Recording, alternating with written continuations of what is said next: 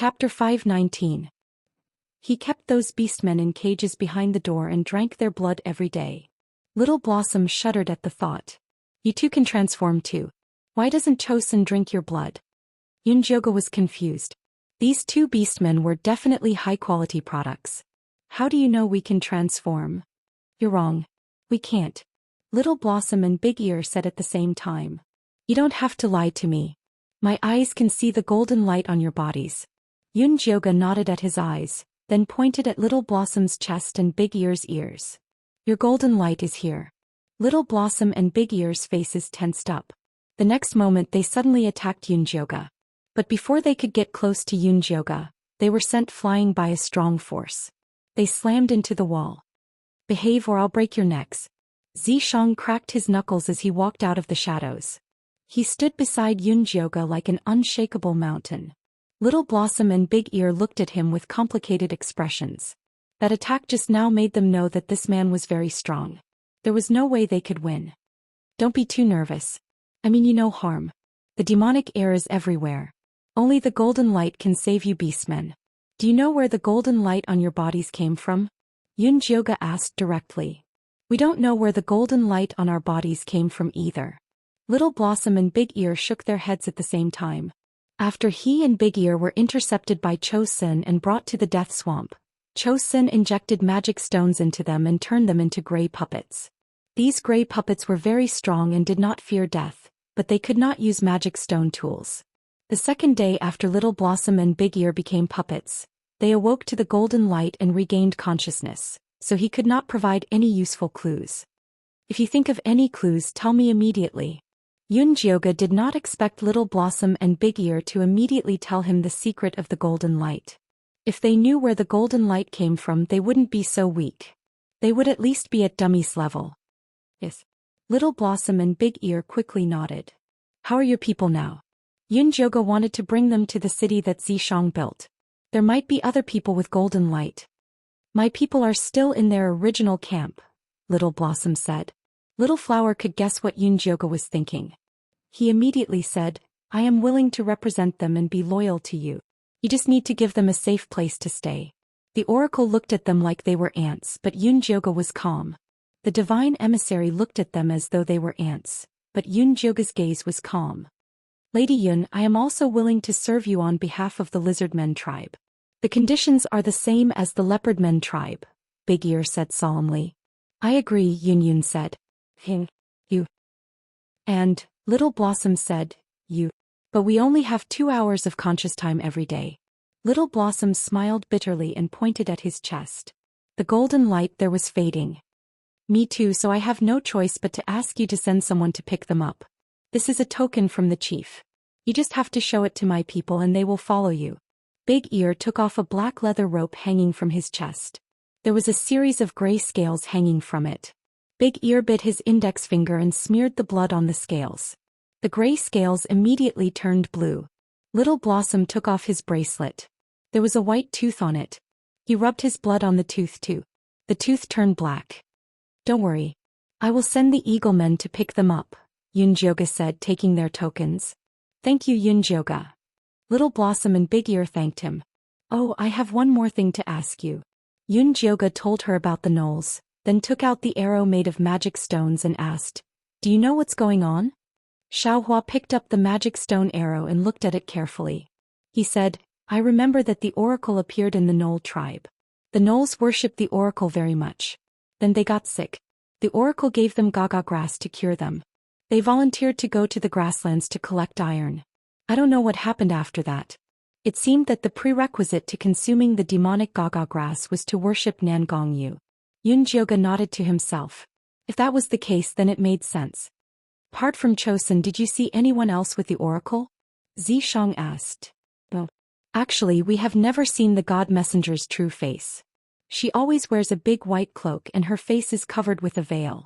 Little Flower's voice was getting weaker and weaker. His face was gray and he became a puppet again. Yunjioga put Little Blossom and Big Ear into the spirit beast bag.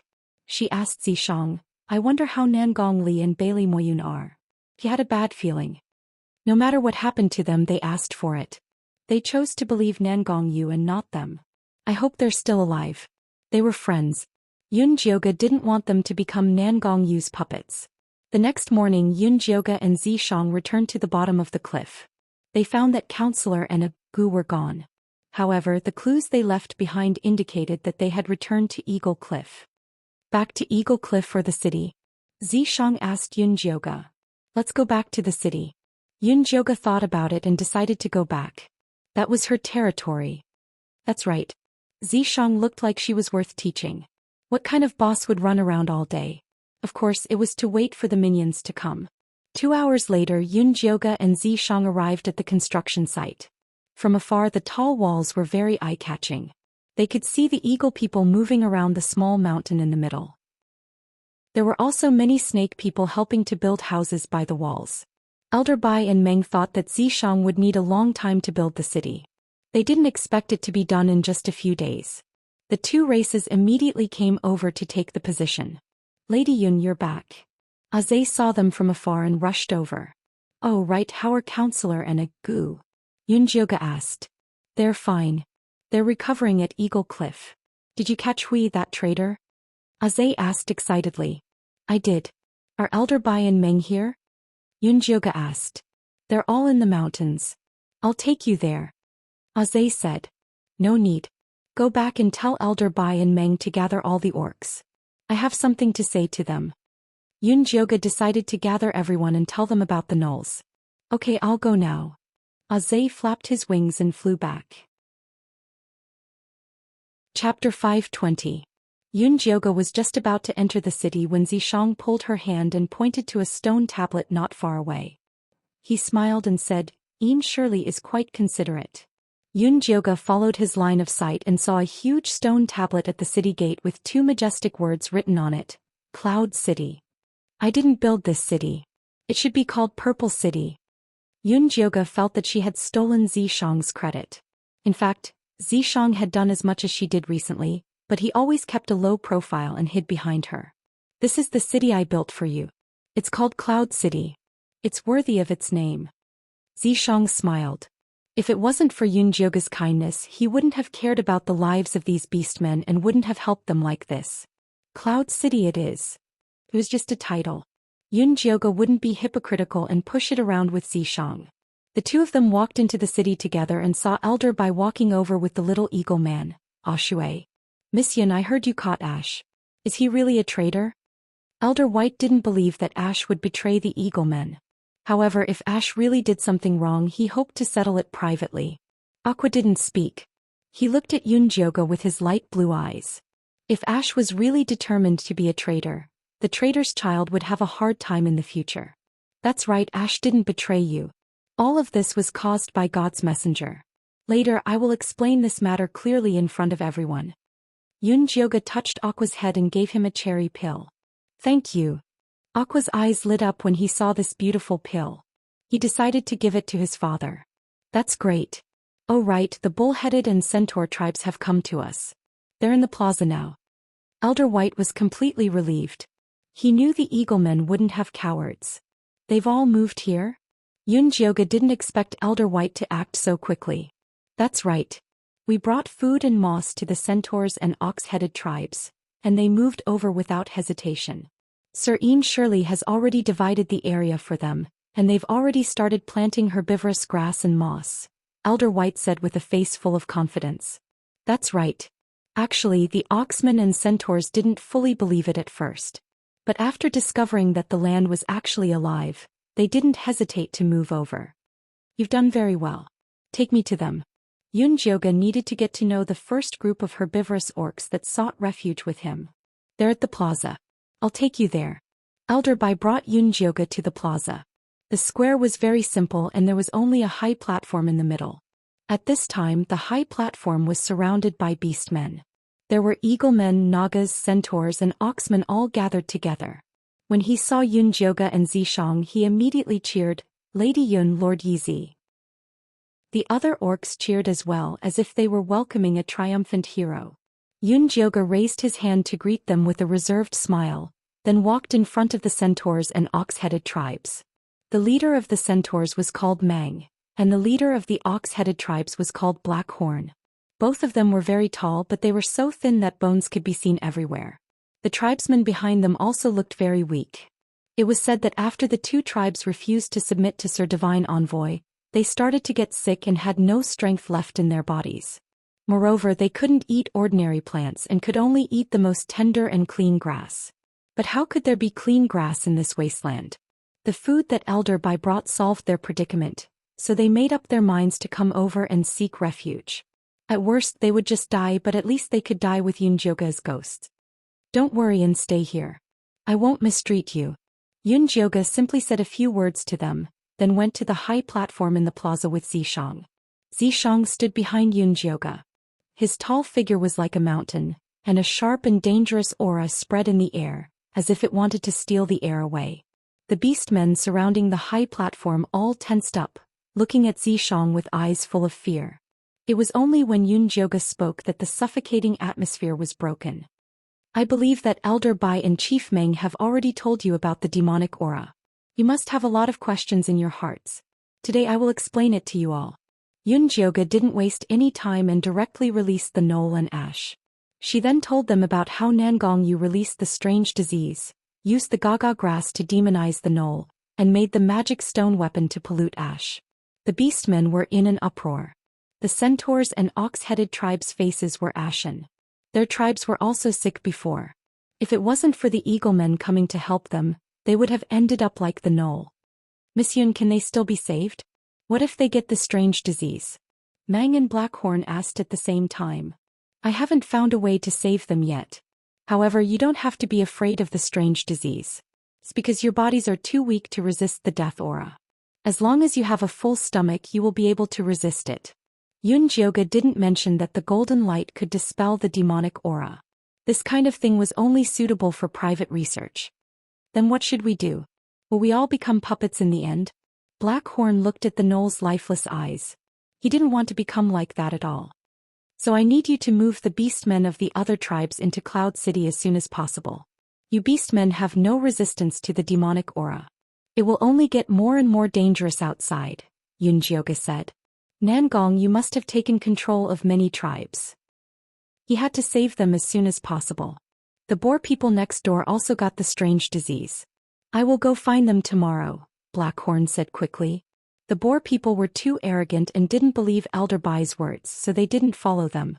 Next, I will research a new way to dispel the demonic aura. If you need anything, you can go find Elder Bai and Chief Meng. They will be in charge of everything in and out of the city. Yunjioga called Elder Bai and Meng over. The two beastmen held their heads high and were very proud. They felt that the wisest decision in their lives was to seek refuge with Yunjioga. I will leave the matters of Cloud City to you. If there's anything you don't understand, ask me. Yunjioga finished speaking and left the small plaza. The most important thing now was to find out the secret of the golden light and absorb it before Nangong Yu did.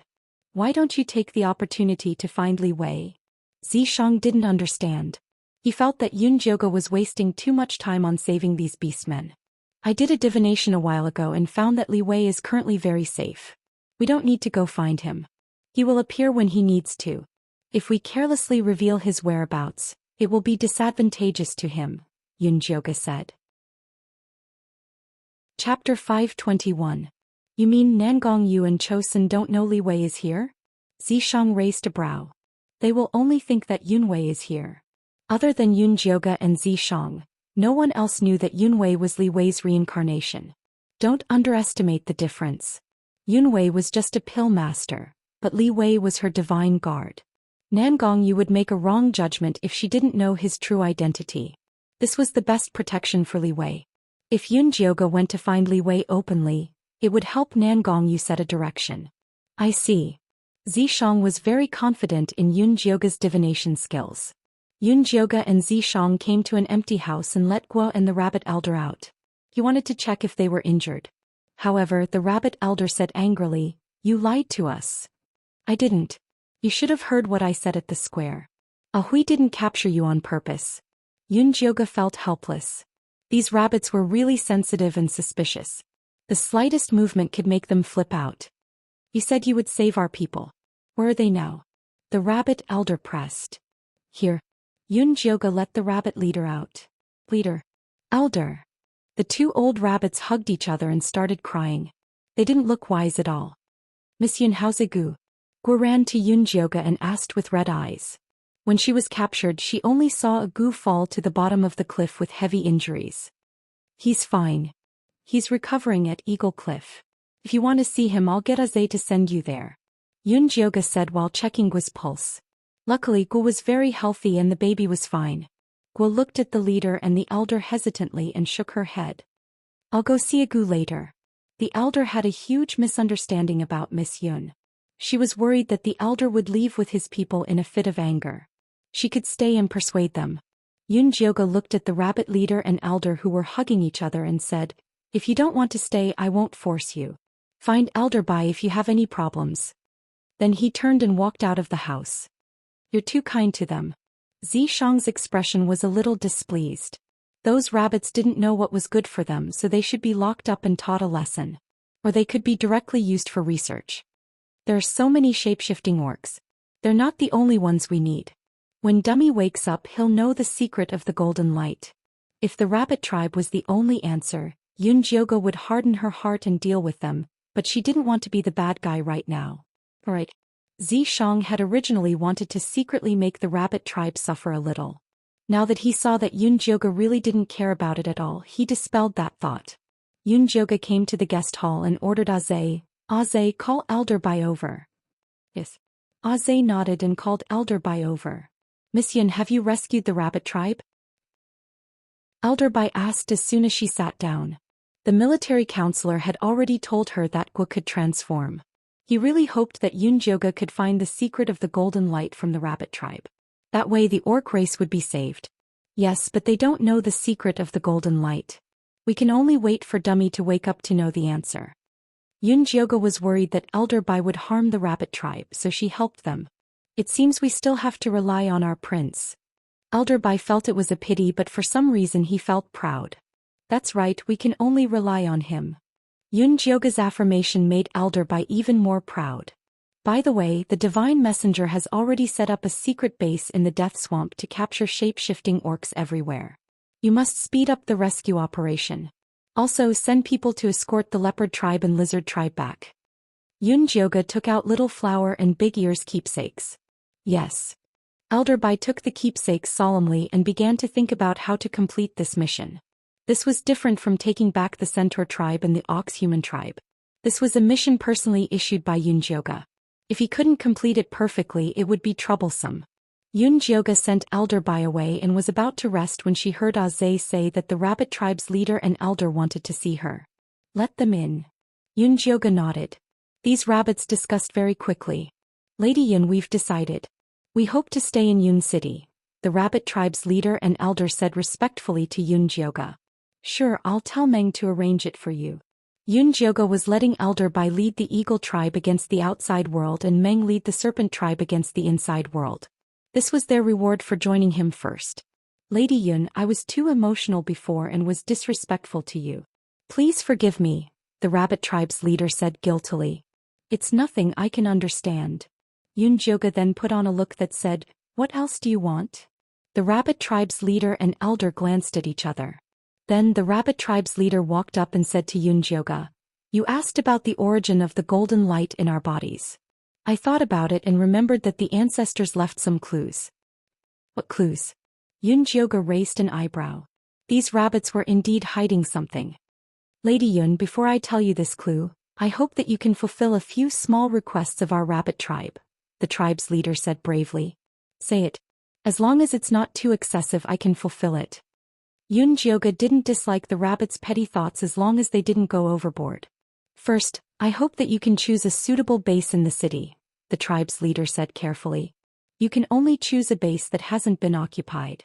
Yun Jioga wouldn't chase away other beastmen for them. Of course, the tribe's leader said hurriedly.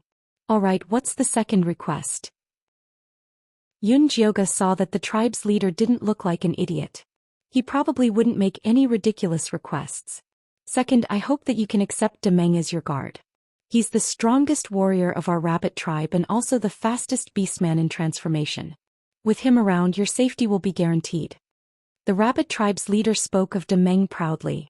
Sure. Yun Jioga nodded. Demeng's male rabbit looked quite strong. Lady Yun, you are so generous. I thank you on behalf of the rabbit tribe.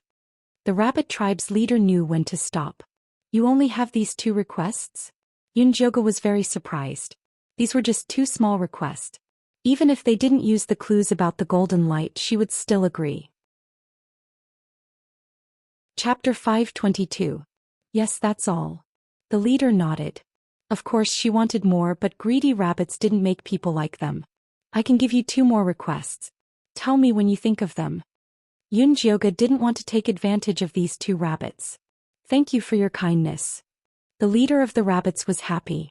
She knew Yun Jioge was a generous person. She wouldn't lose out if she followed him. Okay, now tell me what the clue is, Yun Jioge said. It's blood, the leader of the rabbits said seriously. Blood. Yun Jioge immediately thought of what Little Flower had said. Zhou Xian had captured the orcs and locked them in cages to drink their blood. Could drinking blood absorb the power of the golden light?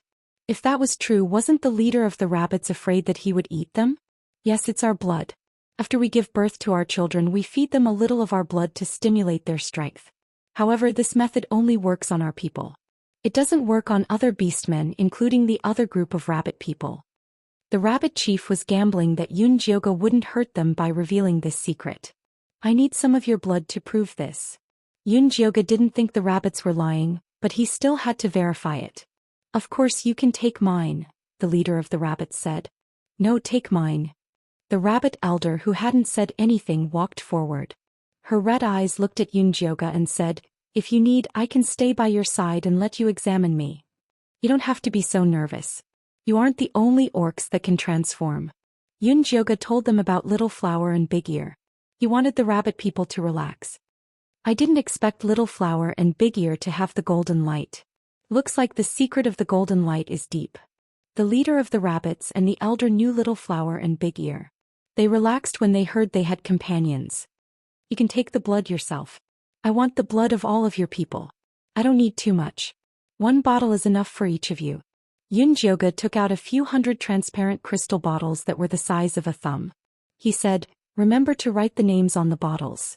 Don't confuse them. Yes. The rabbit elder and the leader took the bottles and left respectfully. After the 2 left Yun Jioge's house, they sighed in relief. They were both glad that they had survived. Telling a secret like this had put a lot of pressure on them. Luckily, Yun Jioge's reaction was within their expectations. I hope we weren't wrong. The rabbit elder laughed bitterly. She was a pessimist by nature, so this kind of adventure did not suit her. However, she had no other choice. She had just walked around with the elder and was stunned by the majestic castle. She had just gone out for a stroll with the elder and was stunned by this majestic castle. Without a doubt, this kind of castle would become the beastmen's reliance to resist the cold, hunger, and death. Currently, the eaglemen and nagas had already gained a foothold in the castle, while the centaurs and oxmen had arrived earlier than them. In the future, they would also be put in an important position. The rabbit tribe was finished. Previously, they had been disrespectful to Yun Jioge. Even if they could stay in Cloud City, they would be at the bottom. The rabbit tribe leader didn't want this to happen. In order to gain a place in Cloud City, she took the risk to reveal the secret. Let's go. Let's choose a base before drawing the blood of our tribesmen. The rabbit chief had already chosen to believe Yun Jioge. Thus he did not think too much about it. They led their clansmen to choose a fertile place to settle down, then asked Great Meng to send the blood samples of all their clansmen over. Put it there. Yun Jioge had already remodeled his house. There was a row of wooden racks by the wall that were specially used to store blood samples. At this time there were already 3 tubes of blood on it. They belonged to Dummy, Xiaohua and Big Ear. Demeng carefully poured all the blood into it, then looked at Yun Jioge in awe. Miss Yun, do you have any other orders? Yun Jioge was taking notes. Without raising his head he said, there's nothing else. You can go down now. Yes. After Demeng left, he automatically stood guard at the left door. Aze, who was dozing off to the right, saw Demeng and said unhappily, Rabbit, go back to where you belong after delivering the things. Don't block the way. This is where I should go. Demeng looked at Aze coldly. The place you should go is the rabbit house, not here. Aze raised his eyebrows and made a fierce look. Miss Yun has already agreed to take me as a guard. You have no right to chase me away. Demeng raised his chin and looked at Aze with disdain. That's impossible. Only the eagle men can be Miss Yun's guard.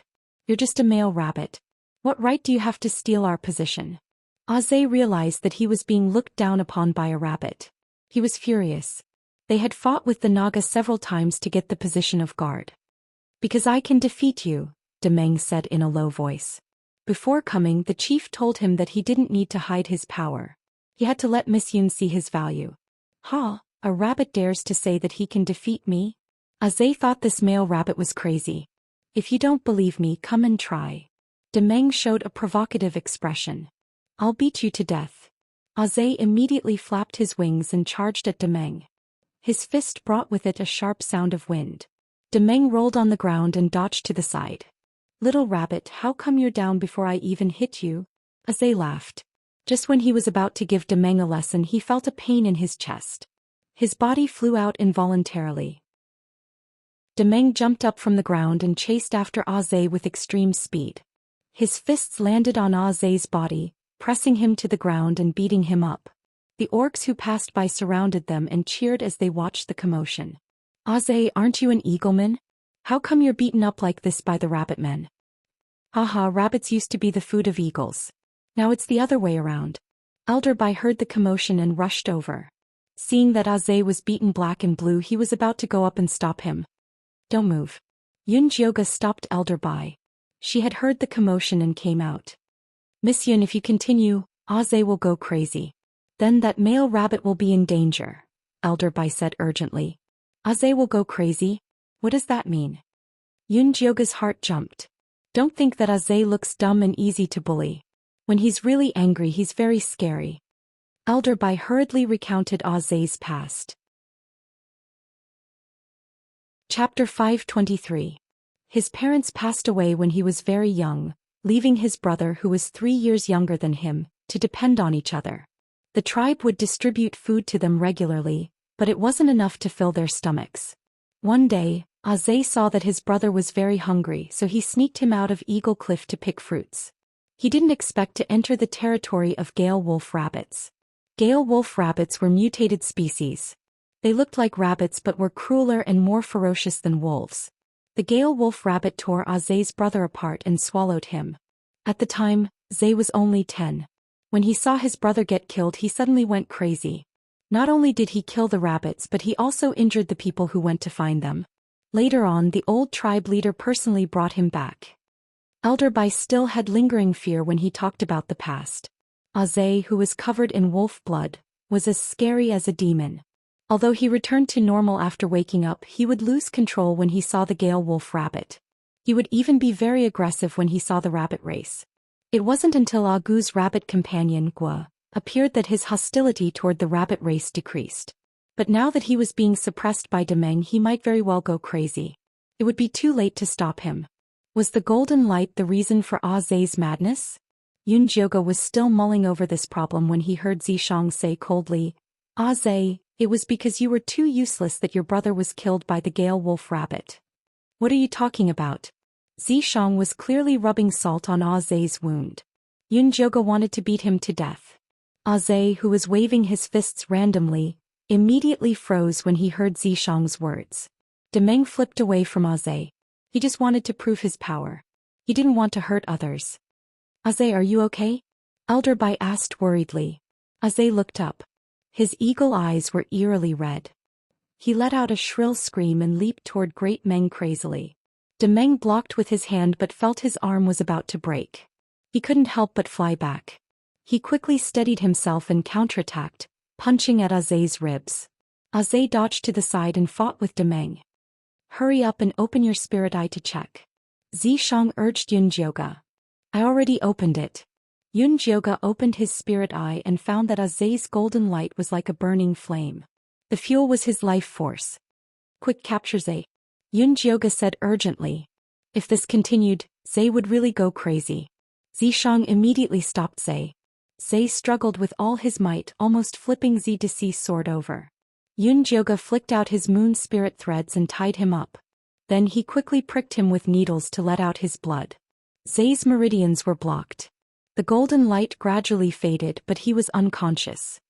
Is Ze okay? Elder Bai quickly came over. I'm fine. I just need to rest for a few days. Yun Jioga stood up and looked at Demeng. You're injured. Do you want to go back and rest? No need, it's just a superficial wound. Demeng shook his head. The golden light on his body could heal wounds. Aze was strong, but he didn't deal a fatal injury to him. Good. Yun Jioga took Zhe in to get his blood drawn and let Elder Bai send him back to Eagle Cliff. At this time, Yun Jioga had already received 4 blood samples and placed them on the wooden shelves. The Leopard Men race and the Lizard Men race each took charge. The Eagle Men race had 2. The Rabbit Men race had 500. The blood samples of the 4 races were clearly different. The Leopard Men and Lizard Men races' blood was a little gray. It looked like they were slightly infected by devil chi. The Rabbit Men race's blood was very light. Some of it might have been absorbed by their bones, skin and flesh. Zhe's blood was fiery red. This was a special characteristic of his berserk race. Dummy's blood was the brightest. It was golden and warm. It was also the thickest of all the blood samples. Yun Jioga tried to put the Rabbit Men race's blood together with the Eagle Men and Leopard Men race's blood. There was a violent collision between the two. In the end, they melted into a pool of blood. If their blood is incompatible, why did Chosun suck their blood? Zhishang asked. Maybe he's practicing some technique that can counteract this effect. Yun Jioga guessed. Looks like I still have to drag him out of Grey Castle and ask him. Zhishang rubbed his chin. He was thinking about how to attack Grey Castle. First, you have to get rid of the death chi and miasma. This Fei can help. Second, you have to get rid of the puppet orcs. This is a little troublesome, Yun Jioga analyzed. Because the puppet orcs were not afraid of death or pain. Ordinary orcs could not do that. Grey Castle should have many magic stone tools. Ordinary orcs could not resist them. In the current situation, we can only make the orcs awaken the golden light as soon as possible. If we can awaken a golden light orc army, then attacking Grey Castle will not be a problem. Zhishang thought for a while and said, so far it seems that there are 3 ways to awaken the orcs. First, blood inheritance. Second, the death of a loved one. Third, life and death. We just have to simulate these 3 situations and throw the orcs in. Then we can harvest a large number of golden light orcs. This is just a hypothesis. We can't test it before we are sure. Yun Jioga glared at Zhishang. This was the key to conquering the orc tribe. What if they were scared away? Then I hope you can test it as soon as possible. Time is limited. Chosun and Nangong, you will not sit still and wait for us to catch up. Zhishang shrugged. Instead of boasting to me here, why don't you go and help Elder Bai and Meng? The more orcs you gather, the closer we will be to the golden light. Yun Jioga said as he pushed Zhishang out of the door to prevent him from causing trouble. After driving Zhishang out, Yun Jioga called Meng over. Miss Yun, what can I do for you? He looked at Yun Jioga fervently. Elder Bai had been summoned many times, and even the rabbit tribe leader had come once. However, he had not been summoned even once. He was really worried that the Naga tribe had fallen out of favor. Meng, how many orcs are controlled by the demonic energy? Yun Jioga asked. There are 10 now. 5 are Nagas, 3 are centaurs and 2 are bulls. Meng's voice was heavy. It was all his fault for leading his people to seek refuge with the oracle. That was why his people were controlled. If they had not met Yun Jioga, they would have ended up like the Knoll tribe. Bring them to the house at the back of the mountain. I will see if I can cure them. The area at the back of the mountain had been designated as a prison by Ian Shirley. Yun Jioga planned to conduct his experiment on activating the orc's golden light there. I will bring them there now. Meng turned around and left. Just as Yun Jioga was about to move the blood sample and the wooden frame to the back of the mountain, Demeng came in and reported that the military advisor of the Eagle tribe was requesting an audience. Tell him to wait for me in the guest hall. Yun Jioga put the blood sample and the wooden frame into his storage bag and walked out of the guest hall. Miss Yun. The military advisor quickly stood up when he saw Yun Jioga. He placed his fist on his left chest and saluted. Chapter 524. Sit. How's your injury? Yun Jioga saw that counselor looked fine. He should have recovered well. My injury is healed thanks to you. Ego has woken up too. He's with Guo in the city. Counselor sat down. Wait a moment. When Yun Jioga heard this, he called Demeng in and said, Later, tell Chief Meng to remember all the pregnant beastmen. Every morning I will check on them in the house beside the plaza. Then I will give each pregnant woman an extra portion of food. Sir. De Meng answered loudly and went out. Lady Yin, you only have De Meng as your bodyguard. I'm afraid it won't be enough. Why don't I send Ping and Ah Fei over? The military advisor asked carefully. No need. Zai is enough. Yun Jioga shook his head. She could protect herself. She didn't need so many orcs as guards. Zai is your guard, but he lost control when he was on duty. He failed to live up to your trust. Counselor lowered his head in shame. If Zai wasn't still unconscious, he would have tied him up and dragged him over. They finally got a good position next to Lady Yun because of the human race, but it was ruined by Zai. Don't blame Zai. He'll still be my guard when he recovers, Yun Jioga said. I'm afraid he won't have the face to see you. Counselor shook his head. Yun Jioga thought about it and said, how about this? I'm going to set up a personal guard team. There will be 2 eagle people, snake people, rabbit people, centaur people and bull people. Zai will be the captain and Amon will be the vice captain. What do you think? If Zai is the captain, the whole team will fall apart. Counselor showed an exaggerated expression. Although he was grateful for Yun Jioga's trust in the eagle people, Zai was really unreliable. Then let him be the vice captain. Yun Jioga smiled and said, I recently discovered some clues that might be able to stimulate the golden light in an orc's body. Do you want to investigate it with me? The military advisor was quite smart and it would be good to have him as an assistant. It's my honor. Counselor suppressed his excitement and bowed to Yun Jioga. Then go to the back mountain and see if Meng brought the orcs there. Yun Jioga said. Yes.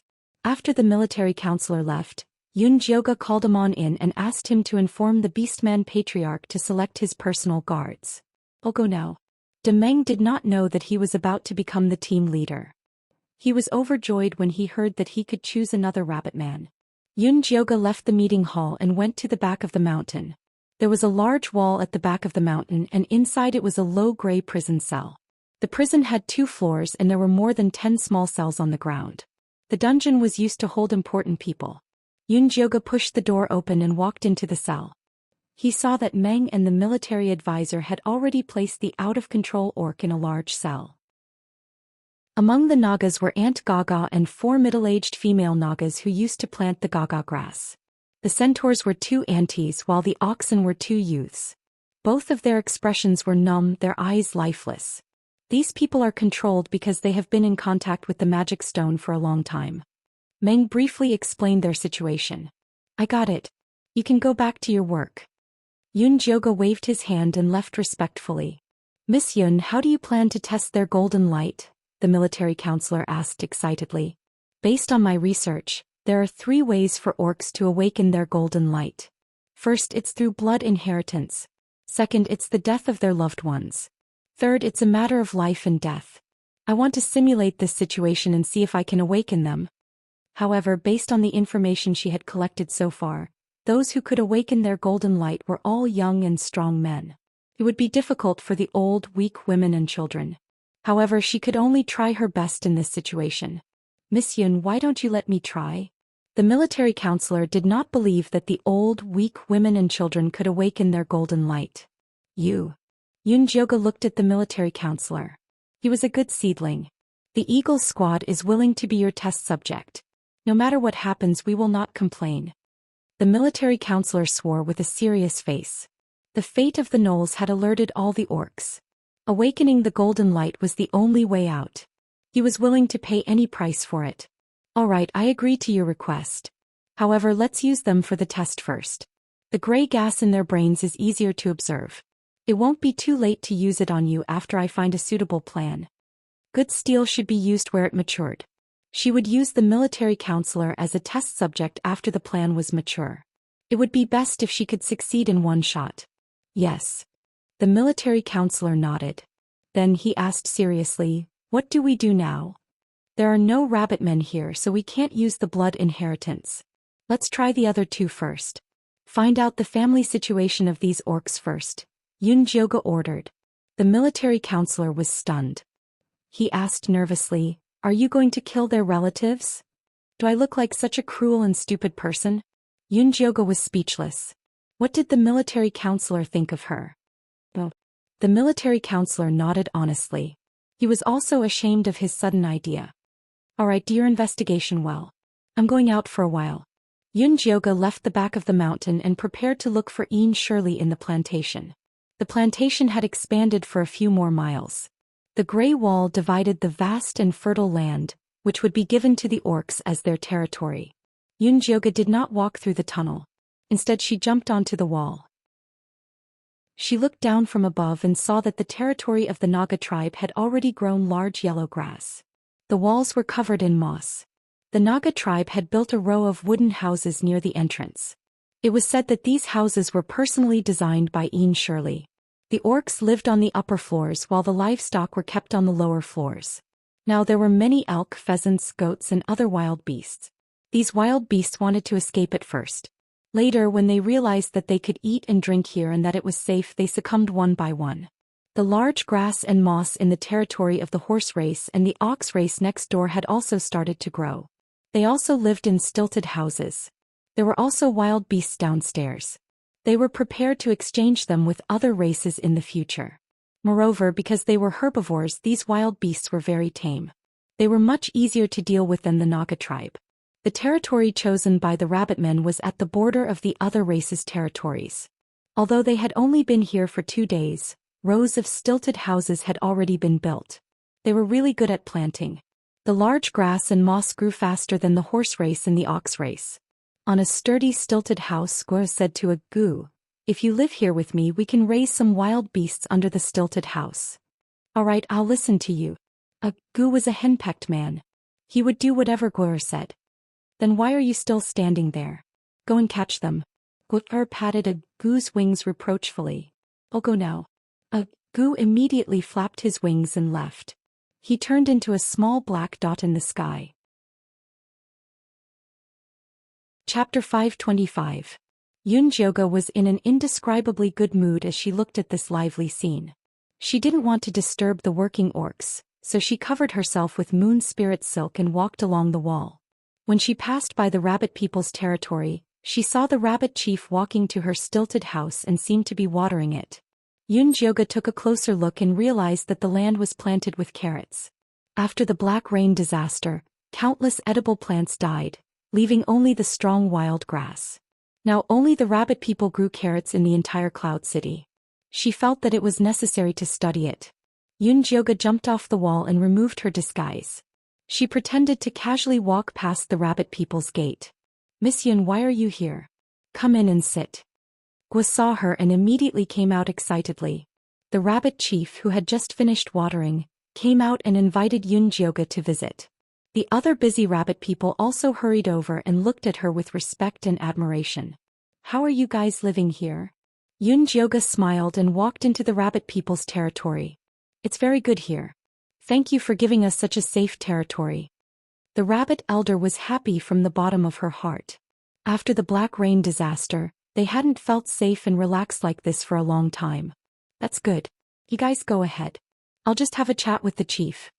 Yun Jioge waved her hand and let the rabbit people continue with their work.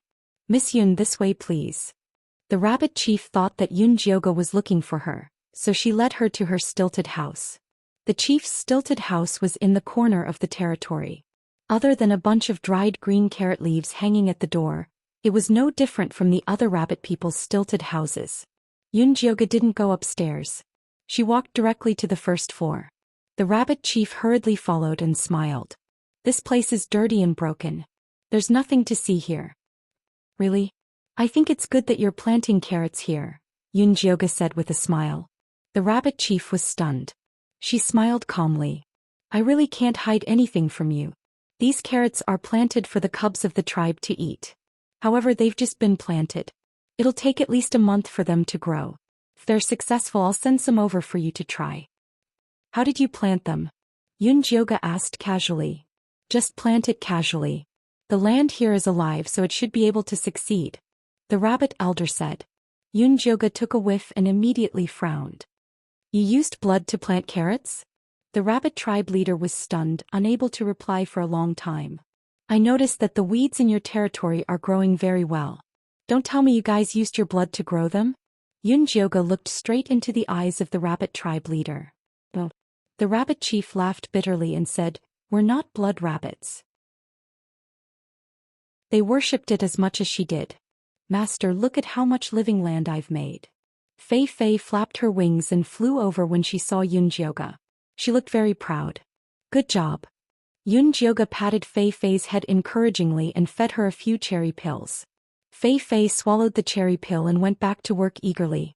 She felt a sense of mission now. Opening up a living land meant more food. If she gave it to the orcs, she could save many lives. "Miss Yun, why are you here?" Ian Shirley walked over after he finished the last brick. His wife and child continued working on the same spot.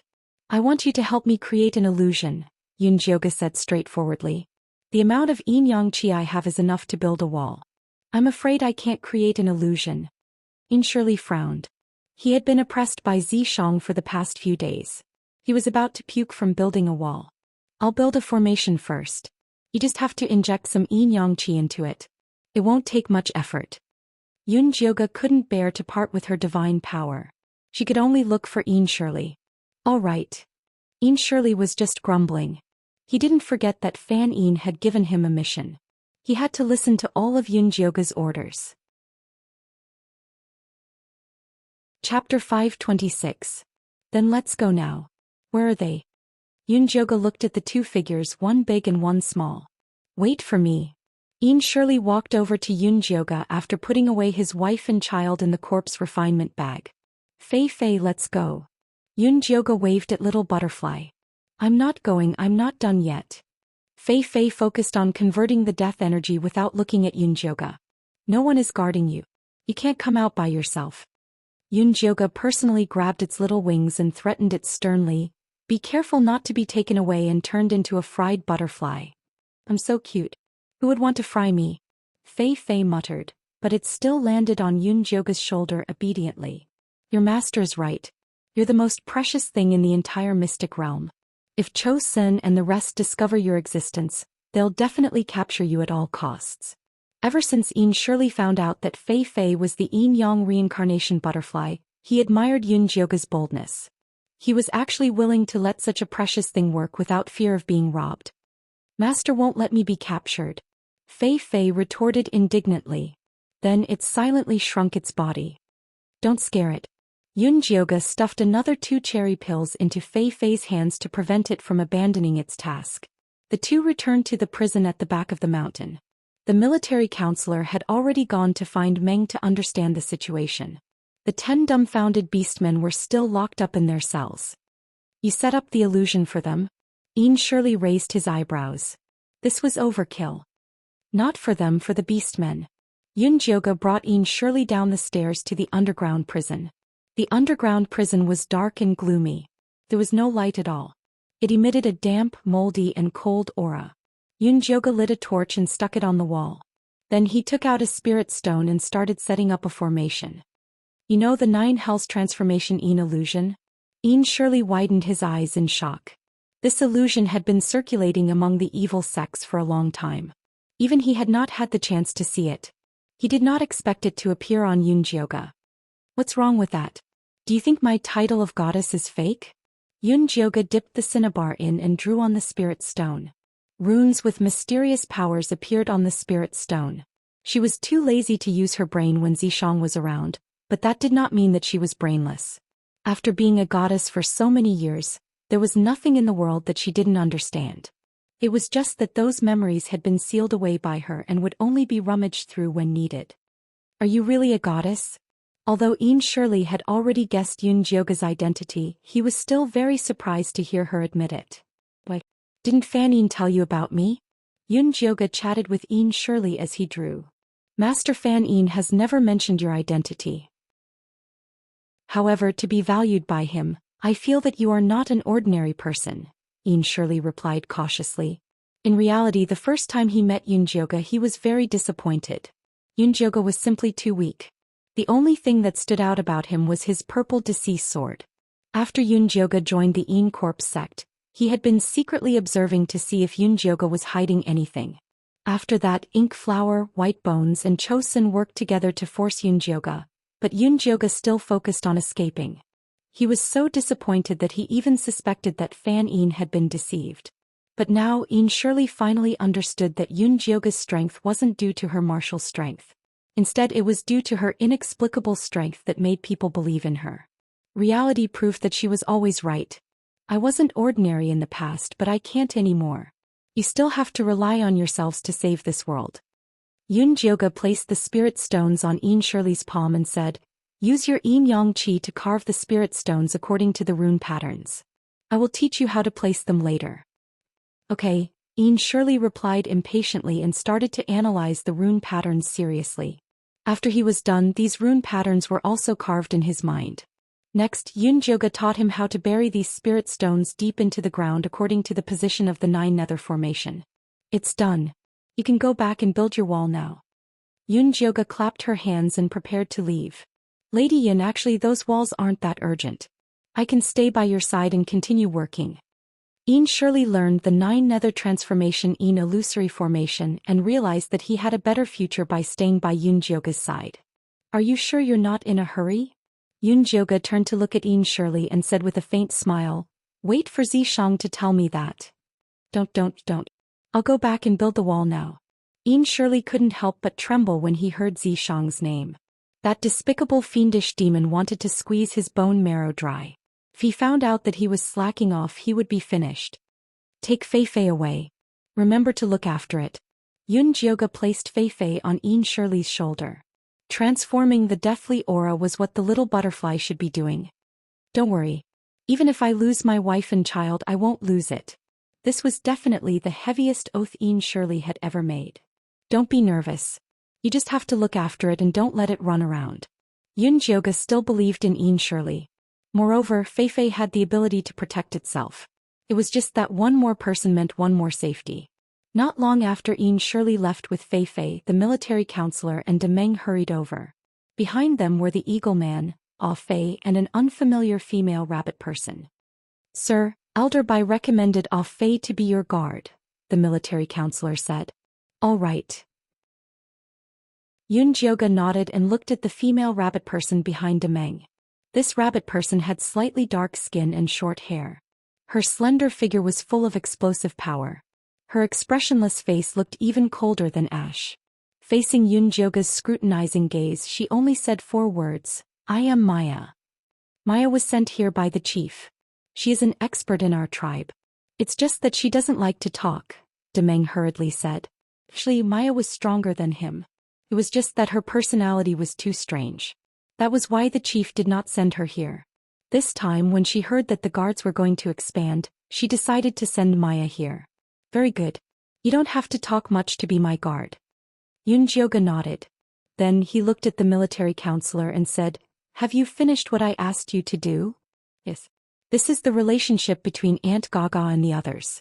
The military counselor took out a stone slab and began to explain to Yun Jioga. In summary, Aunt Gaga and the others had no children.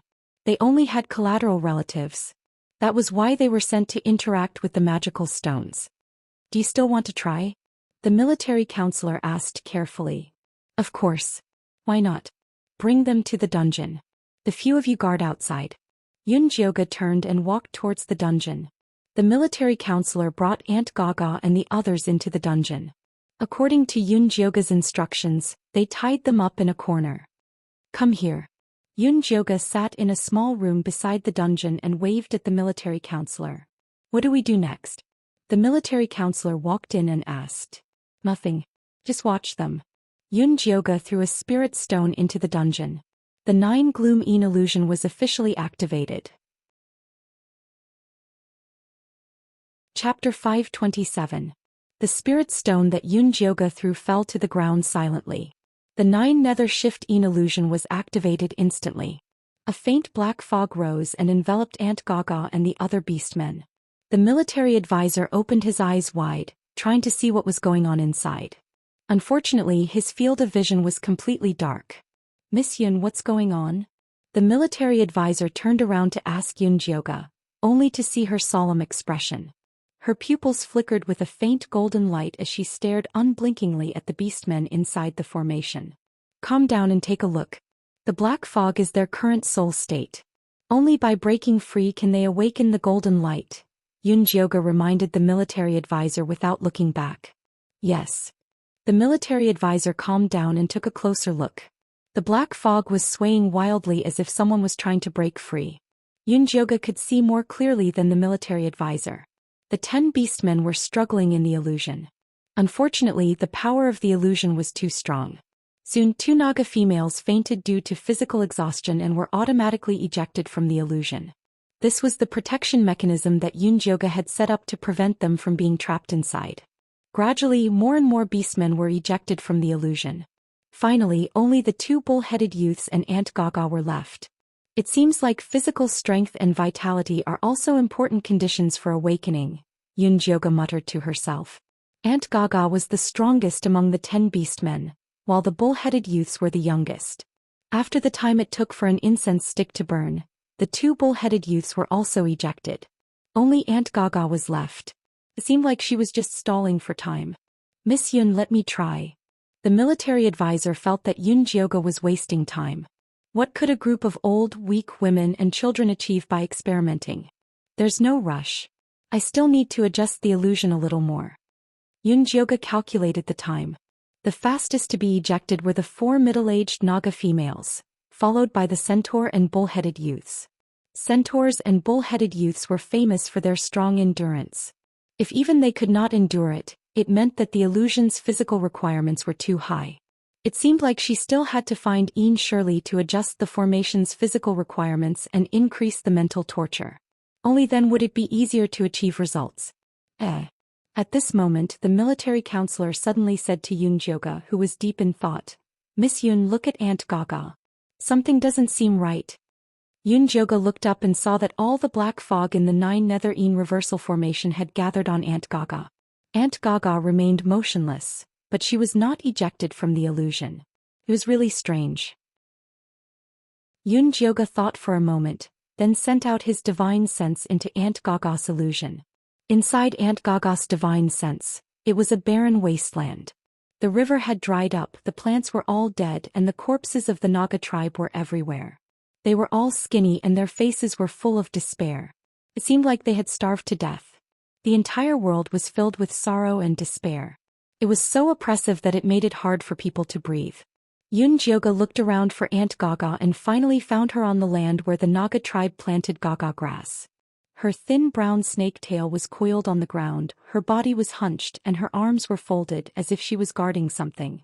Yoga floated over and saw that Aunt Gaga was guarding several white snake eggs in her arms, which were covered with a thin layer of dry fried Gaga grass. Black and white, strong colors clashed, but with an indescribable vitality. Aunt Gaga's old face was so thin that it was out of shape. Her eyes were deep and turbid, but they were looking at the snake eggs with determination, as if she firmly believed that these eggs would survive. Yoga fixed his eyes on the snake eggs and Gaga grass in Aunt Gaga's arms. Suddenly an idea came to him and he reached out his hand.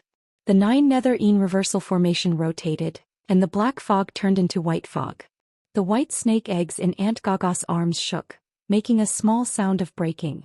A little Naga the size of an index finger tried its best to come out of the shell.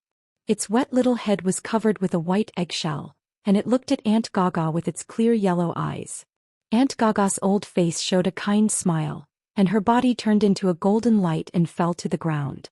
The grass and trees returned to spring, and the spring water gushed out and vitality emerged. Yoga's divine sense returned, and he quickly stood up and rushed into the formation. Military counselor also rushed in and asked Yoga nervously, what happened? Why did Aunt Gaga fall to the ground as soon as she released the golden light? Yoga did not have time to answer military counselor's question. He took out the thunderfire needle and quickly inserted it into Aunt Gaga's body, opening up all the golden light that had gathered at her tail. The golden light flowed like flowing water, and the grayness in Aunt Gaga's head was instantly dispelled, vanishing into thin air. Aunt Gaga succeeded, didn't she? Military counselor looked at Yoga with enthusiasm. If Aunt Gaga succeeded, then it would be even easier for him. I'm not sure yet. Take Aunt Gaga to the room above to rest and we'll talk about it when she wakes up. Yoga had vaguely grasped the mystery of awakening the golden light, but there were still some things that he needed to verify. Miss Yun, let me try. I'll definitely succeed. Military counselor was burning with anxiety, and he could not wait to release the golden light immediately. I have my own plans for this. You just need to listen to my commands now. Yun Jioga could understand military counselor's feelings, but he was impatient. If military counselor's golden light also went out of control like Aze, then what was the point? I was too rash. Military counselor didn't want to leave a bad impression of Yun Jioga, so he sent Aunt Gaga away. After military counselor left, Yun Jioga let Little Blossom and Big Ear out and woke them up. Miss Yun. Little Blossom looked at the dim underground. He couldn't tell where he was. He shook his head and asked, "May I ask if my people have migrated over?" "My people?" Big Ear asked with a hoarse voice before opening his eyes. "I've already sent the Eagle Men to receive them. They should arrive in 2 days. I let you guys out because I have something to ask you.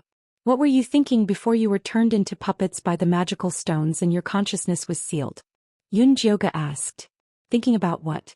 Little Blossom smiled bitterly. "I was thinking about what would happen to my people if I died. I haven't left the tribe leader's keepsake." "What about you?" Yun Jioga looked at Big Ear. "I just want to go back alive and take them far away from the divine messenger," Big Ear said. As expected. Big Ear and Little Blossom's words confirmed his guess. It was the power of the guardian that awakened them. "Miss Yun, did you let us out because you found a way to get rid of the demonic chi?" Little Blossom asked hopefully. Chapter 528. Not yet, the demonic energy in your bodies is too deep. It'll take a long time to get rid of it. Yun Jioga felt that the most important thing now was to find a way to awaken the golden light for the beastmen. "It's okay, we can wait." Little Blossom was a little disappointed, but there was hope as long as they were alive. "I can't let you out yet. I'll let you see your people when they come back. Just bear with it." Yun Jioga extinguished the golden light on Little Blossom and Big Ear. He put them back into the spirit beast bag and left the dungeon. As soon as she reached the surface, she saw Zishang leaning against the door. He looked at her with a smirk. "Didn't you say that you can't experiment until you're sure? Why are you messing around now?" "Who said I'm messing around? I have evidence." "Xinglai, have you completed your mission?" Yun Jioga asked. "Of course, all the tribes that the Eagle Men can find are migrating to Cloud City.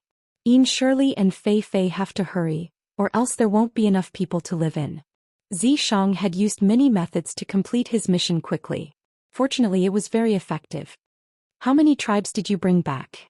Yun Jioga asked in shock. "Not many, just 10 tribes. About 2,000 people.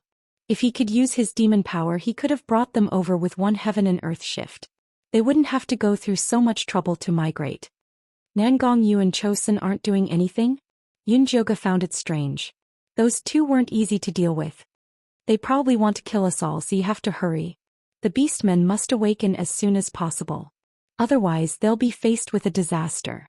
Zishang's expression turned serious. They didn't have much time left. "Don't worry, I already know the real way to awaken the beastmen." Yun Jioga told him about Aunt Gaga. "What gives them power isn't pain but hope. Only beastmen with a desire to protect can awaken." "Then what are you waiting for? If the illusion isn't enough, I can help." Setting up a formation was a piece of cake for Zishang. "No, I'm still waiting for a conclusion." Yun Jioga shook his head. Awakening the golden light was no small matter. It couldn't be rushed. "What conclusion are you waiting for?" Zishang felt that Yun Jioga was being too cautious. There were so many beastmen, and being able to awaken 1 out of 100 was already a good deal. "This conclusion is very important. I can't explain it to you. Come with me." Yun Jioga pulled Zishang's hand and led him to the resting area next to the prison cell. Military counselor and Meng were standing in front of Aunt Gaga's bed. When they saw Yun Jioga and Zishang coming in, they hurried over to welcome them. "How is Aunt Gaga?" Yun Jioga asked. "He hasn't woken up yet."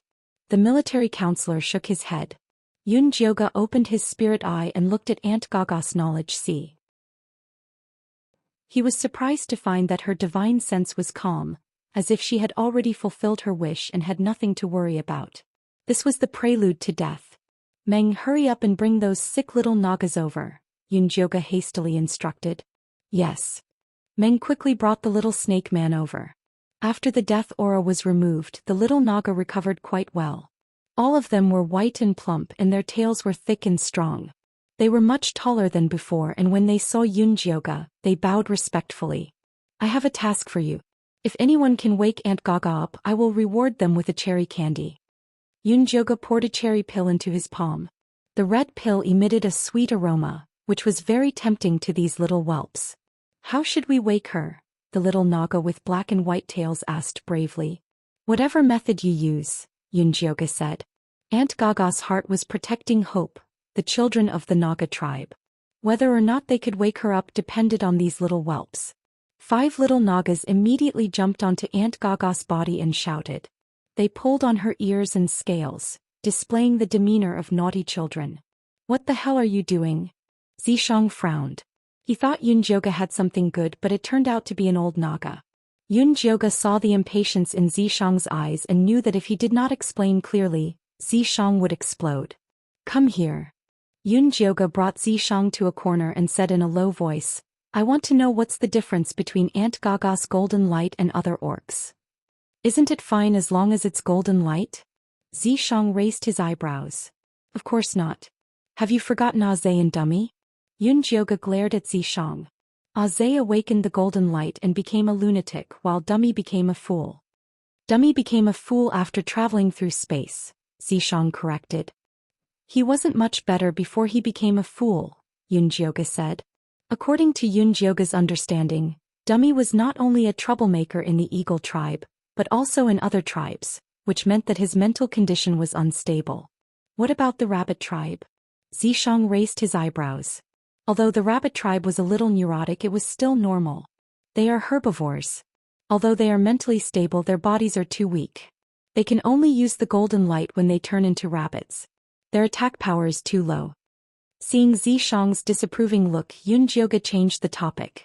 Are you willing to lead the rabbit tribe to attack Grey Castle? No, I'm not. Zhang imagined himself leading a group of big white rabbits. He got goosebumps, but he didn't give up. Don't we still have Demeng and Maya? They're not bad. Demeng and Maya are strong, so they're mentally unstable. Demeng is too impulsive. He won't fight for no reason. Maya is too calm. It doesn't matter if she doesn't speak for 3 days. In Yunjioga's eyes, they were abnormal. As long as they can fight, what does it matter if they're normal or not? Zhang frowned. He had ways to teach them a lesson. It's fine if there's no other choice, but I already know how to make them awaken the golden light normally. Of course I have to choose the right one, Yunjioga said grumpily. According to her observations and experiments, normal orcs were mentally unstable because the golden light was awakened in their brains. However, Little Flower, Big Ear and Aunt Gaga were awakened in their hearts, ears and tails. The only thing they had in common was that they were both corrupted by demonic aura. Therefore, Yunjioga wanted to wait for Aunt Gaga to wake up. She wanted to know if the golden light would be stronger and more stable after being corrupted by demonic aura. If that was true, then the orc's evolution direction would be clearer. Since you already have a way, do it quickly. Zhang frowned even more. Yunjioga thought too much of the orcs. It was a waste of time to think about it. If it were him, he would do it as soon as he thought of a way. If he failed, he could just start all over again. Chapter 529. I really can't talk to you. Yunjioga raised her eyebrows angrily. Just as she was about to lose her temper, Meng walked out of the house with a joyful expression and said, Miss Yun, Aunt Gaga is awake. Yunjioga glared at Zhang and followed Meng in. The 5 little Nagas had tears on their chubby faces and were sobbing.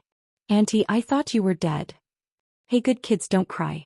Aunt Gaga hugged the 5 little Nagas and coaxed them. Aunt Gaga is going to plant Gaga grass for you now. I'll plant a lot of it so that you can eat as much as you want. Aunt Gaga, we don't eat Gaga grass anymore. We eat grass rice and grass potatoes now.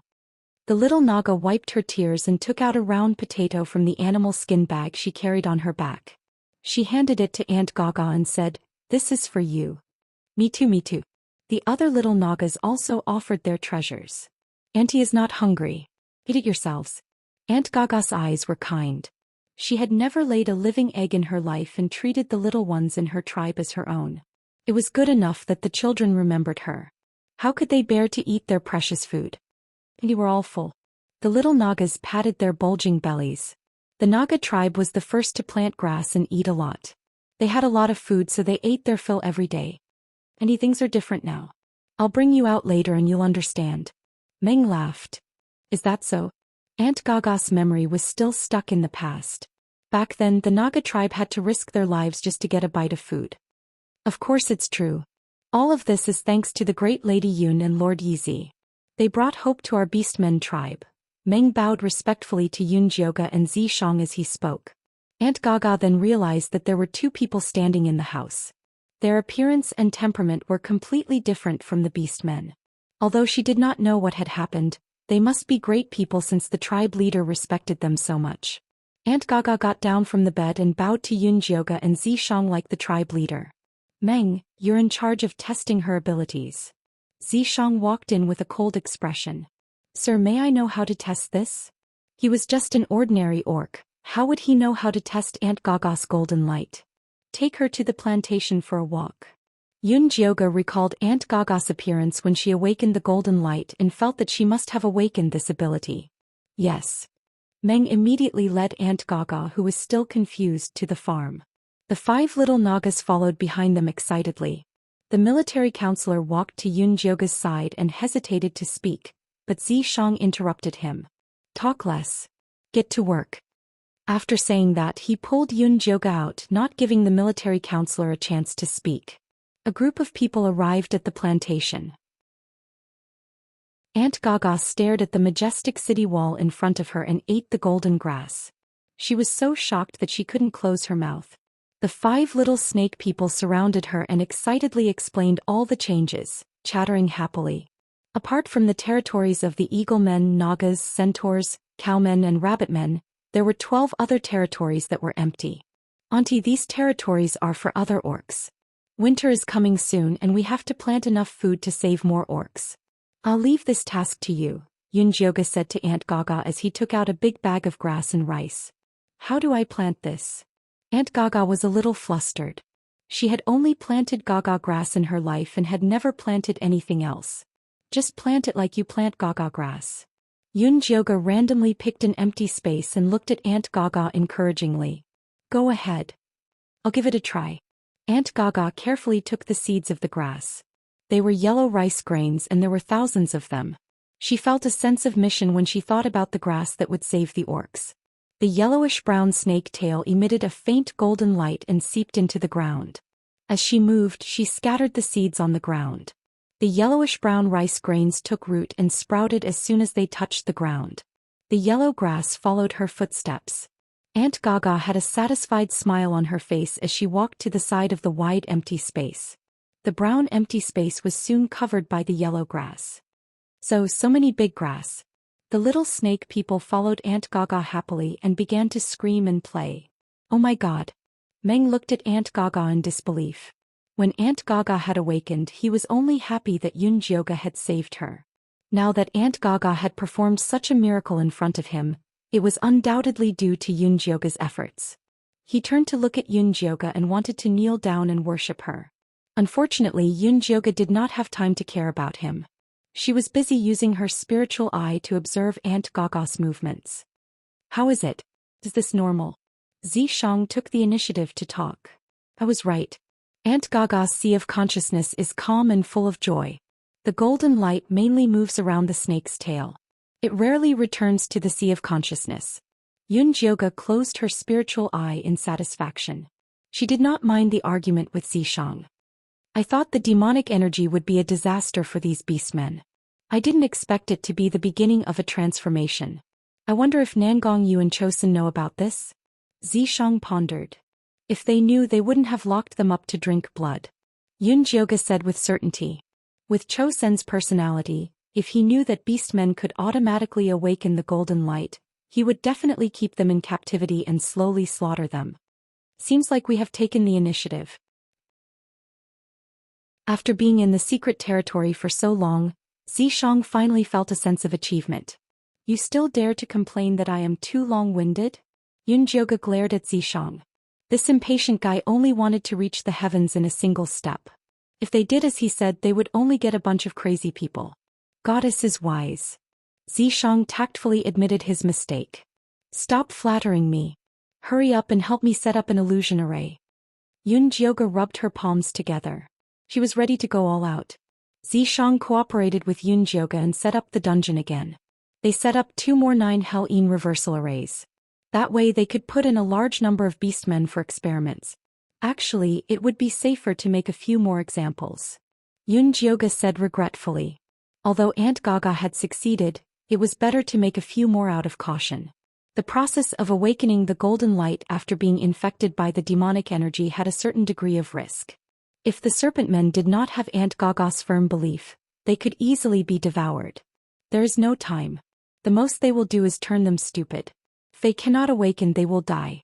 This batch of beastmen will finish migrating in half a month. I'm afraid Chosun cannot wait that long. Zhou mercilessly shattered Yunjioga's fantasy. Chapter 530. You've done well. Let the orcs work hard for the rest. Zhou pulled Yunjioga into his arms and kissed her forehead gently. Okay. Yunjioga smelled the faint fragrance on Zhou's body. Her depressed mood was instantly lifted. She immediately returned to the treatment room and workroom that Ian Shirley had helped her build in the back mountain.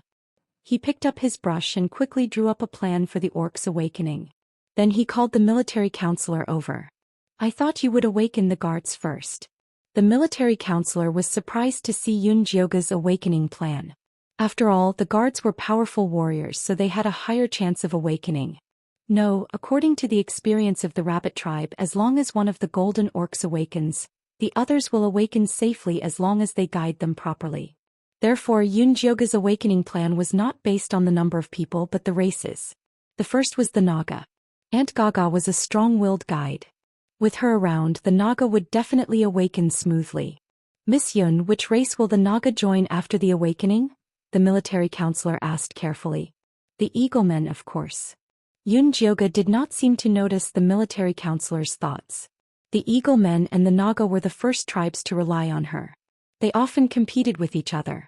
Yunjioga thought it was good since there was competition. Thank you, Miss Yun. The Eaglemen won't let you down. The military counselor heaved a sigh of relief and prepared everything for Yunjioga. If the Naga could awaken successfully, the Eaglemen would learn from them. Yunjioga's plan was to let the Naga drink the water of magical stone first. After the demonic energy invaded them, they would enter the illusion under Aunt Gaga's guidance to defeat themselves. After learning about the plan, they were so excited that they could not sleep for a few days. They instructed the entire tribe to cherish this rare opportunity and strive to awaken and surpass the Eaglemen. Of course, this slogan was only used internally. They did not dare to leak it in front of the Eaglemen. On the day of the plan, all the Naga gathered at the back mountain and lined up, waiting for Aunt Gaga to distribute the water of magical stone. The 5 little Nagas also came to join in the fun. They followed Aunt Gaga and busied themselves around like little helpers. Are these kids going to the dungeon with the adults? The military counselor looked at the happy little Naga worriedly. Speaking of which, these little Nagas and their Eaglemen were the first to be infected by the demonic aura. Yunjioga shook his head. We don't need them for now. We'll talk about it later. The little Eagleman and the little Naga had only removed the death chi from their bodies. There was still some demonic chi left in their bodies. If they wanted to completely awaken, they could only rely on the golden light. But they were too young, so they might not be able to withstand the torment of the illusion. After drinking the demonic chi water, the Naga tribe entered the dungeon valiantly under Aunt Gaga's lead. The awakening experiment was undoubtedly a success. All the Nagas had awakened golden light, but the intensity of the light was different. The abilities they displayed were also different. Similar to Aunt Gaga, the female Nagas displayed the ability to plant plants. The male Naga, on the other hand, was just like Meng, displaying extremely powerful attacks. This was especially true for Meng, whose fangs and tail had awakened a golden light. His speed and strength had increased, and he could smash a boulder as tall as a small mountain with a swing of his tail.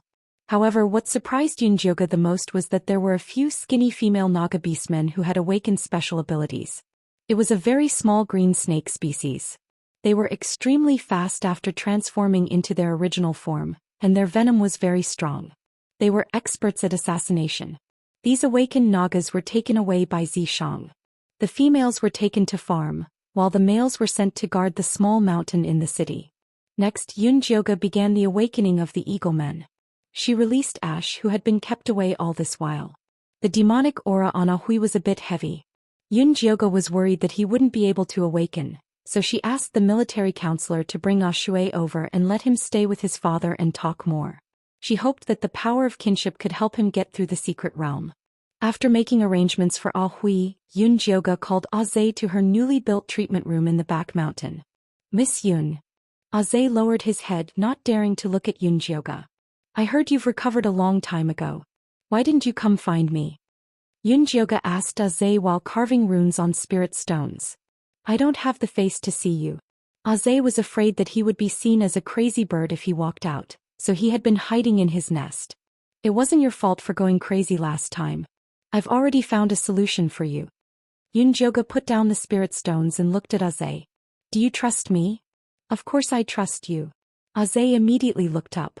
He almost swore to the heavens. "If you trust me, then lie on the stone bed over there. I'll extract the golden light from your brain later. The process is very simple, but you might lose a part of your memory. Only by removing the golden light from Aze's brain and making him awaken again would he not lose control and become crazy." "I won't become an idiot, will I?" Aze's face paled at the thought of the prince's stupidity. "That won't happen. At most you'll forget the past." Aze had always been brooding over his brother's death. What Yunjioga needed to do was to remove this part of his memory. "Okay, then do it." Aze immediately lay down on the stone bed. "Relax and breathe. You'll be fine soon." Yunjioga's voice was soft. While Aze was relaxing, she stabbed the lightning fire needle into his sleep acupuncture point. Aze's head tilted and he fell asleep. Yunjioga used her divine power to ignite the golden light in his brain. Then she carefully extracted it and put it into a bottle of spirit condensation. "Why are you keeping his golden light?" Zhixiang's voice suddenly sounded. Yunjioga almost knocked the bottle over. "Can't you knock when you come in?" What if she made a sound when she extracted the golden light and Aze became an idiot? "Who knew you were so cowardly?" Zhixiang walked over to Yunjioga and looked at the bottle in her hand. "You haven't answered my question." "I plan to put Aze's golden light into Little Blossom and Big Ear's bodies to see if it can save them," Yunjioga said. It was like a blood transfusion. The golden light that Little Blossom and Big Ear awakened wasn't enough to expel the demonic qi. Then she would put in some golden light to see if it could strengthen them. "Aren't you afraid they'll suck Aze's golden light and become crazy?" Zhixiang raised his eyebrows. "The golden light itself is good. It's just that Aze's brain can't control it. Plus, Little Blossom and Big Ear didn't awaken in the brain. They'll be fine." Yunjioga lowered her head and engraved Aze's golden light on the bottle. "You really know how to make trouble." Zhixiang shook his head. Those poisoned beastmen were already abandoned in his heart. Only Yunjioga would think of a way to save them. Chapter 531. What do you know? Every time I mess with the golden light, I learn more about it. It's very useful for finding the origin of the golden light. Yunjioga didn't forget that she studied the orc's golden light to find the origin and strengthen her divine power. "You're worth teaching." Zhixiang patted Yunjioga's head. "Why aren't you busy with building the city? Why are you here?" Yunjioga slapped Zhixiang's hand away. She wasn't a child. Why was he patting her head? If she was still a goddess in the divine palace, Zhixiang's behavior was enough to be considered disrespectful. "I went to the Death Swamp yesterday. Grey Castle is moving. I suspect Chosin will attack us in advance." Zhixiang's face turned serious. "Are you sure you can defend Yun City?" Yunjioga frowned. The city was filled with ordinary orcs. She could only rely on Zhixiang and Yin Shirley to defend. "Just based on Yin Shirley and me, we can't defend it forever. You have to hurry up." Zhixiang was here to urge her. "I was planning to awaken the Eagle people tomorrow. Now that you mention it, we have to start tonight." Yunjioga sighed. She didn't like the feeling of being rushed at all. Doing research required slow work in order to produce fine results. "Okay, I'll inform the advisor now." Zhixiang kissed Yunjioga comfortingly. "Go." Yun Jioga waved Zishang away and woke Zay up with a needle. Zay got up in a daze and asked Yun Jioga, "Miss Yun, why am I lying here? How many is this?" Yun Jioga waved 3 fingers in front of Zay. "This is 3, Zay answered honestly. "Go find the advisor. He will tell you why you're here." Yun Jioga's every cell was screaming for her to be busy. She really didn't have time to explain too much to Zay. "Oh." Zay scratched his head and walked out in a daze. The advisor soon brought the eagle people over. He asked Yun Jioga excitedly and nervously, "Miss Yun, Master Yizi said we're going to awaken tonight. Is it true?" "That's right. Take this magic stone and soak it in water. Everyone drink a bowl of it and then go to the dungeon." Yun Jioga threw a gray magic stone to the military counselor and took out a booklet to write a plan. After the eagle men awakened, it was the bulls and centaurs' turn. Currently, none of these 2 races had awakened the golden light, so they couldn't follow the same steps as the Nagas and eagle men. They had to first test and choose the beastmen with the strongest protectiveness of their tribe, and then use that to awaken the other tribesmen. The military counselor took the magic stone and looked at Yun Jioga hesitantly. In the end he couldn't help but ask, "Miss Yun, can my grandfather awaken with us? If Grandpa could also awaken the golden light, he might be able to live longer." "Oh." Yun Jioga put down the plan in his hands and looked up at the military counselor. He said seriously, "Awakening the golden light consumes a lot of energy and mental strength. Elder Bai, who is about to die of old age, entering it is tantamount to suicide." "I understand. I'm sorry to disturb you. I'll go and prepare now." Although the military counselor was sad, he forced himself to smile and left with the magic stone. Yun Jioga was really worried when he saw the military counselor like this, so he took the plan to the small dark room in the dungeon and personally watched over them. The eagle men were all excited when they saw Yun Jioga personally coming. The eagle men were divided into 2 groups and entered the dungeon illusion. The first group was led by Zay, which included Hui, Gu and other eagle men with normal physiques. When the illusion started, Hui was the first to awaken. The golden light spread from his wings and expelled all the demonic energy in his body. Yun Jioga couldn't help but nod after seeing this. The company of family could indeed strengthen the protectiveness of the tribe. Zay was the second to awaken. His wings were shining with golden light and looked extremely powerful. Gu was next. This kid was probably ready to become a father. His protectiveness was very strong. Other than his wings, his abdomen was also awakened with golden light. The other eaglemen also awakened one after another. All of their wings were glowing. The stronger eaglemen's wings were brighter while the weaker ones were dimmer. However, it was the best outcome for all of them to awaken. The awakened eaglemen were automatically ejected from the illusion. The military counselor and Fei guarded outside and pulled them to the resting room next to the dungeon. Soon the first group of eaglemen all left the illusion. The military counselor, Fei, Ping and the other young and strong eaglemen were the second group. This group of strong eaglemen awakened even faster. The golden light on their wings was also very dense. They would definitely be very strong after transforming. The military counselor's awakening was also very smooth. First his wings, then his chest. The light was even more intense than Gu's. However, this was very normal. The military counselor had always been in charge of the tribe with Elder Bai. His protectiveness was the strongest, so he naturally awakened the most. Yun Jioga was just about to close the illusion when she saw the military counselor's face suddenly turn pale. He suddenly spat out a mouthful of blood. Then a golden light burst out from his head and he was ejected from the illusion.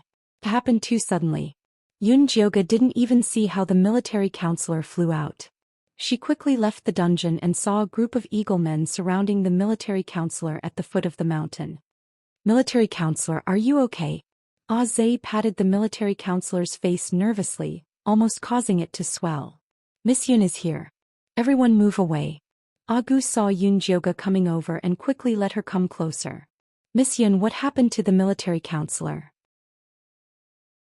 Why did he spit blood?" Zay's face was full of panic. The military counselor was recognized as an elite in the tribe. The awakening should have been very smooth. Why did he spit blood instead? He has awakened too many parts. He's too strong, so he spat blood. Don't worry. Yun Jioga comforted the eaglemen while using her spirit eye to check on the military counselor. The golden light on the military counselor's wings and chest were very stable. The color was bright yellow, but there was a thumb-sized golden ball spinning in his head. This ball of golden light was not as dense and pure as Dummies, nor was it as violent as Azae's. It was something Yunjioge had never seen before. What happened? Zhishang had just finished building the city. As soon as he came over, he saw Yunjioge frowning in puzzlement. There's a small problem with the awakening of the military counselor. Yunjioge told him what happened and said in annoyance, I wonder what's with the golden light in his head. Don't worry. You'll know when he wakes up. Zhishang looked up at the surrounding eaglemen and asked, all awakened? Master Yizi, all the eaglemen have successfully awakened. All the eaglemen stood in front of Zhishang with their chests puffed out. Then follow me. Zhishang took all the eaglemen away with one sentence, leaving only the military counselor lying on the ground. Yunjioge had no choice but to let Demeng send the military counselor to Elder Bai and inform her when he woke up. After Demeng carried the military counselor away, Yunjioge continued with the awakening plan. Not long later, Zhishang returned alone. Chapter 532. Where are Agu and the others? Yunjioge glanced at the sky. Not a single eagleman had appeared. I sent them to patrol. These eaglemen are not bad. Zhishang had just tested it. After awakening the golden light, not only could the eaglemen successfully transform into beast form, but their speed and strength had also greatly increased. At the same time, Argus, who had awakened 2 body parts, could also spit out wind blades. He organized the eaglemen into an air force. Some of them were responsible for patrolling the airspace of Cloud City, and some of them left Cloud City to check on the situation of the migrating orcs and help them reach Cloud City as soon as possible. I plan to have the rabbitmen patrol the inner city. What do you think? Yunjioge asked. Currently, the eaglemen were responsible for defending the outside while the serpentmen were defending the small mountain. The inner city was a little empty. The rabbitmen are very disciplined. They are very suitable to be patrol soldiers. Zhishang nodded. No matter what, the rabbitmen were still golden light beastmen. It would be a waste for them to stay in their territory and plant crops every day. I'm also going to set up a farming team with Aunt Gaga as the leader. They'll be responsible for helping the orcs grow food. Yunjioge added a farming team to the list and then wrote down a healing team. However, it was still empty at the moment and he would have to wait and see when the orcs could awaken this ability. These are all small problems. What I'm more curious about now is what happened to the military counselor's brain. Zhishang stroked his chin. Military counselor was usually very good at thinking. Now that his head had awakened with golden light, he had a feeling that he would bring surprises. I'm curious too, but we should have an answer tomorrow. Yunjioge scribbled and wrote down the construction team, logistics team, guard team and other projects on the schedule. Alright, stop writing. Zhishang took the booklet from Yunjioge's hand and said forcefully, it's already late at night, you should sleep. I haven't finished writing yet. Yunjioge's head is full of plans and he wants to write them out quickly. Sleep. Zhishang carried Yunjioge in his arms and threw him onto the bed before pinning him down. Didn't you say that time is tight and the mission is heavy? Why are you still in the mood to think about this? Yunjioge glared at Zhishang, wanting to kick him off the bed. I just want to sleep. Is your thoughts too evil or do you want it? Zhishang placed his hand on Yunjioge's stomach. Oh. Yunjioge's expression was cold. Only when one was full and warm would one think of lust. She really wasn't in the mood right now. Then let's go to sleep. We still have work to do tomorrow. Zhishang's voice was gentle as his warm hands gently rubbed Yunjioge's abdomen, spreading warmth throughout her entire body. Yunjioge slowly closed his eyes and soon fell asleep. After seeing that Yunjioge had fallen asleep, Zhishang picked up the schedule and continued to fill in the blanks. When Yunjioge woke up, Zhishang was no longer in the room. There was a yellow booklet on the wooden table and the plan inside was already filled in. It was even more complete than what she had imagined before. Yunjioge flipped through it and was very satisfied. He took the schedule and went out. Just as he was about to call Elder Bai and Meng over for a discussion, he heard that the military advisor had woken up. Military counselor's brain had awakened another type of power, the spirit element. Not only did he have an eidetic memory, but he could also sense other people's emotional fluctuations and even control weak-willed people. That's a pretty good ability. There's a position that suits you the best right now. After Zhou heard about the military advisor's awakened ability, he immediately arranged for him to receive the migrating orcs into the city. Now many orcs were migrating to Cloud City every day. Apart from the tribes that the Eagle Men had found themselves, there were also many tribes that came alone after hearing the news. These orc tribes that migrated alone without any food support were very miserable and pitiful. Their faces were sallow and they were skinny. The old, weak women and children fell sick as soon as they entered Cloud City. Military Counselor was almost going crazy. He led the centaurs in charge of registering them, arranging territories and food, and also arranging other places for those who fell sick. Those who were simply sick lived in the plantation, and those who were infected by the demonic energy were arranged to stay in the prison at the back of the mountain. They were also divided according to the degree of infection. Now the large prison at the back of the mountain was occupied by the gnolls, and the middle prison was occupied by orcs who were infected by the demonic energy but had no way to awaken. These orcs had to wait for Yunjioga to finish her work before they had time to find a solution. Zhou was also very busy. He grabbed Ian Shirley to do construction every day. Cloud City was changing every day. Cannons rose one after another on the city walls, and a solemn atmosphere filled the entire Cloud City. Even the most naive children knew that war was coming. They no longer ran around and played. Every day they followed the adults of their tribes and prepared to fight for food. The plan to awaken orcs had been carried out according to plan. Currently it was arranged according to the order of entering the city.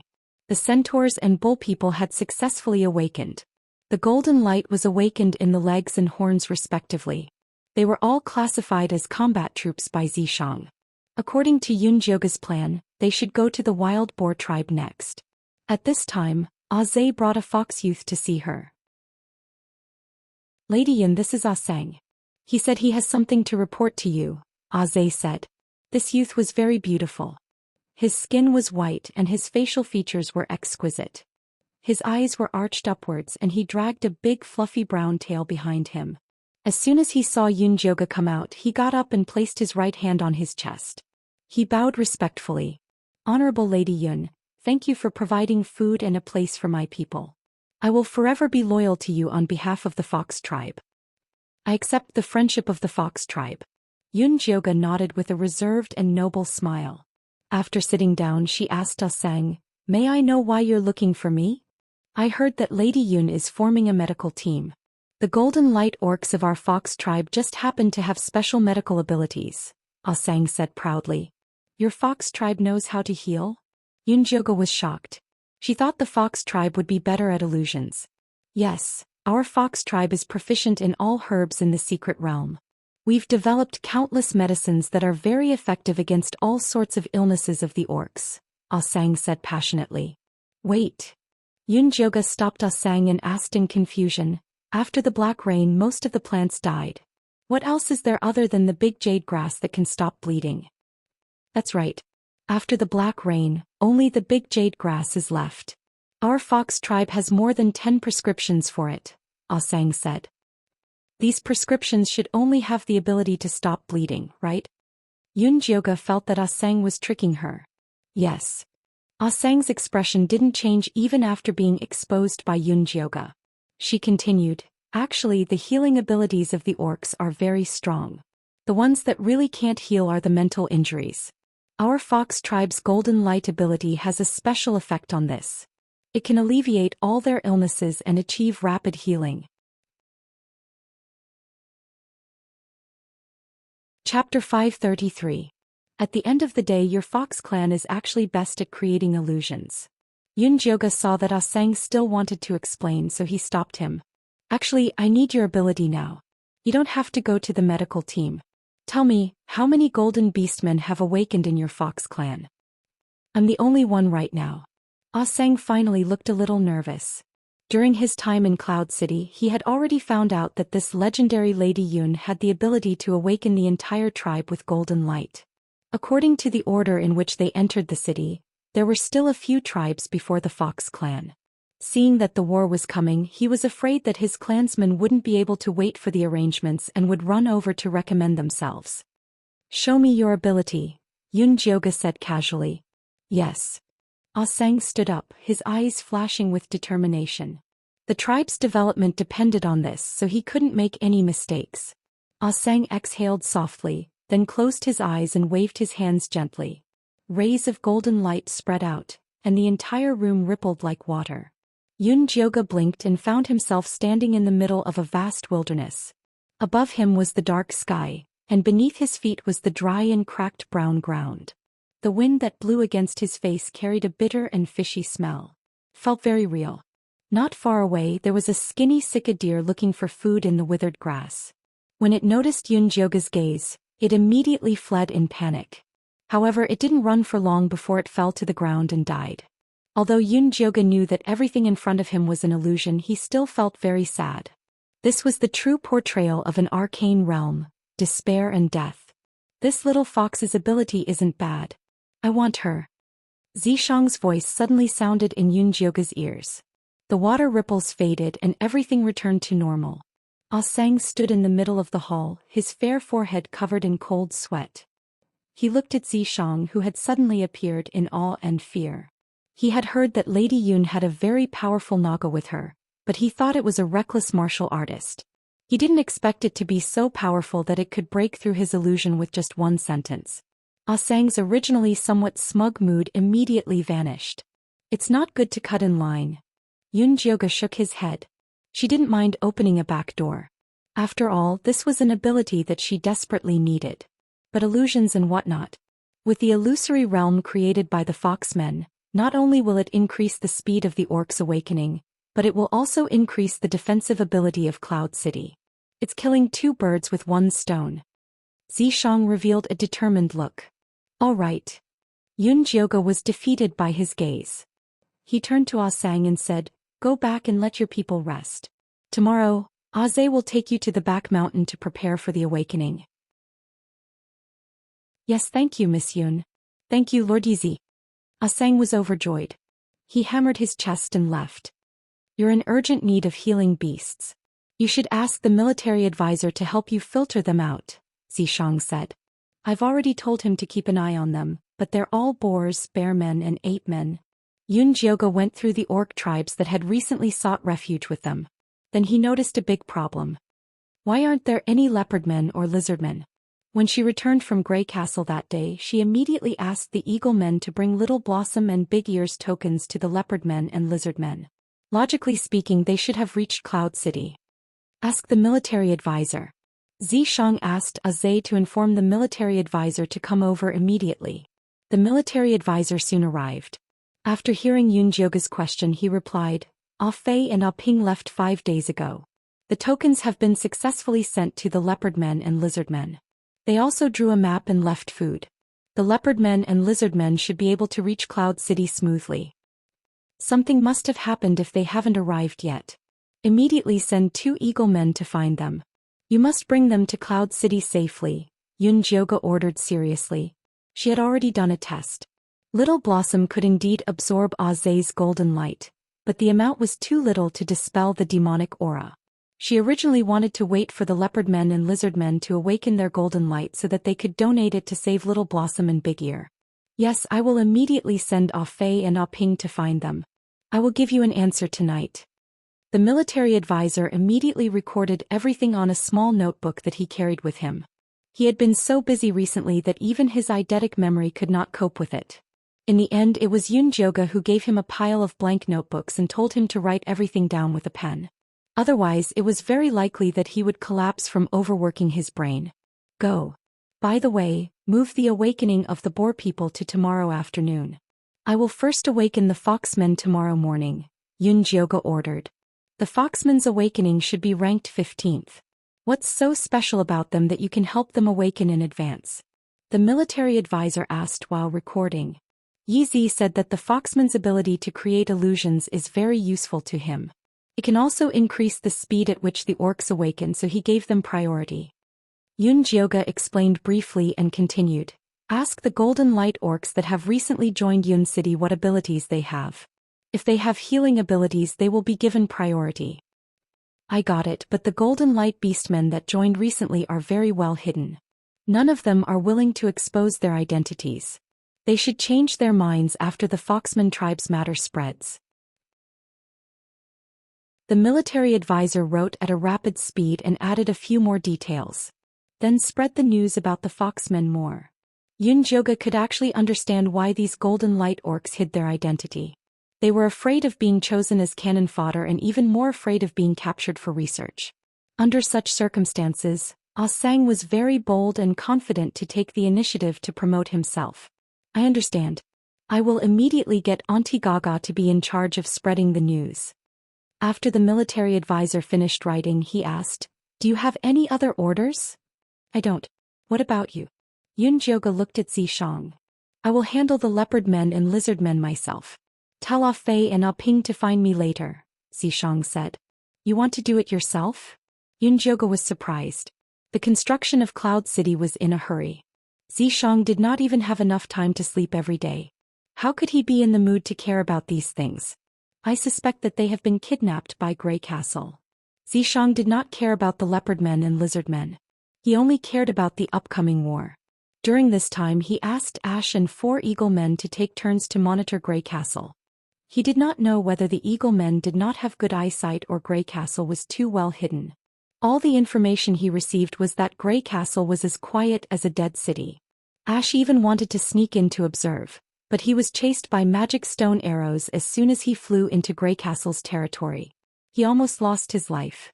Under such circumstances, the disappearance of the leopard men and lizard men was a rare clue.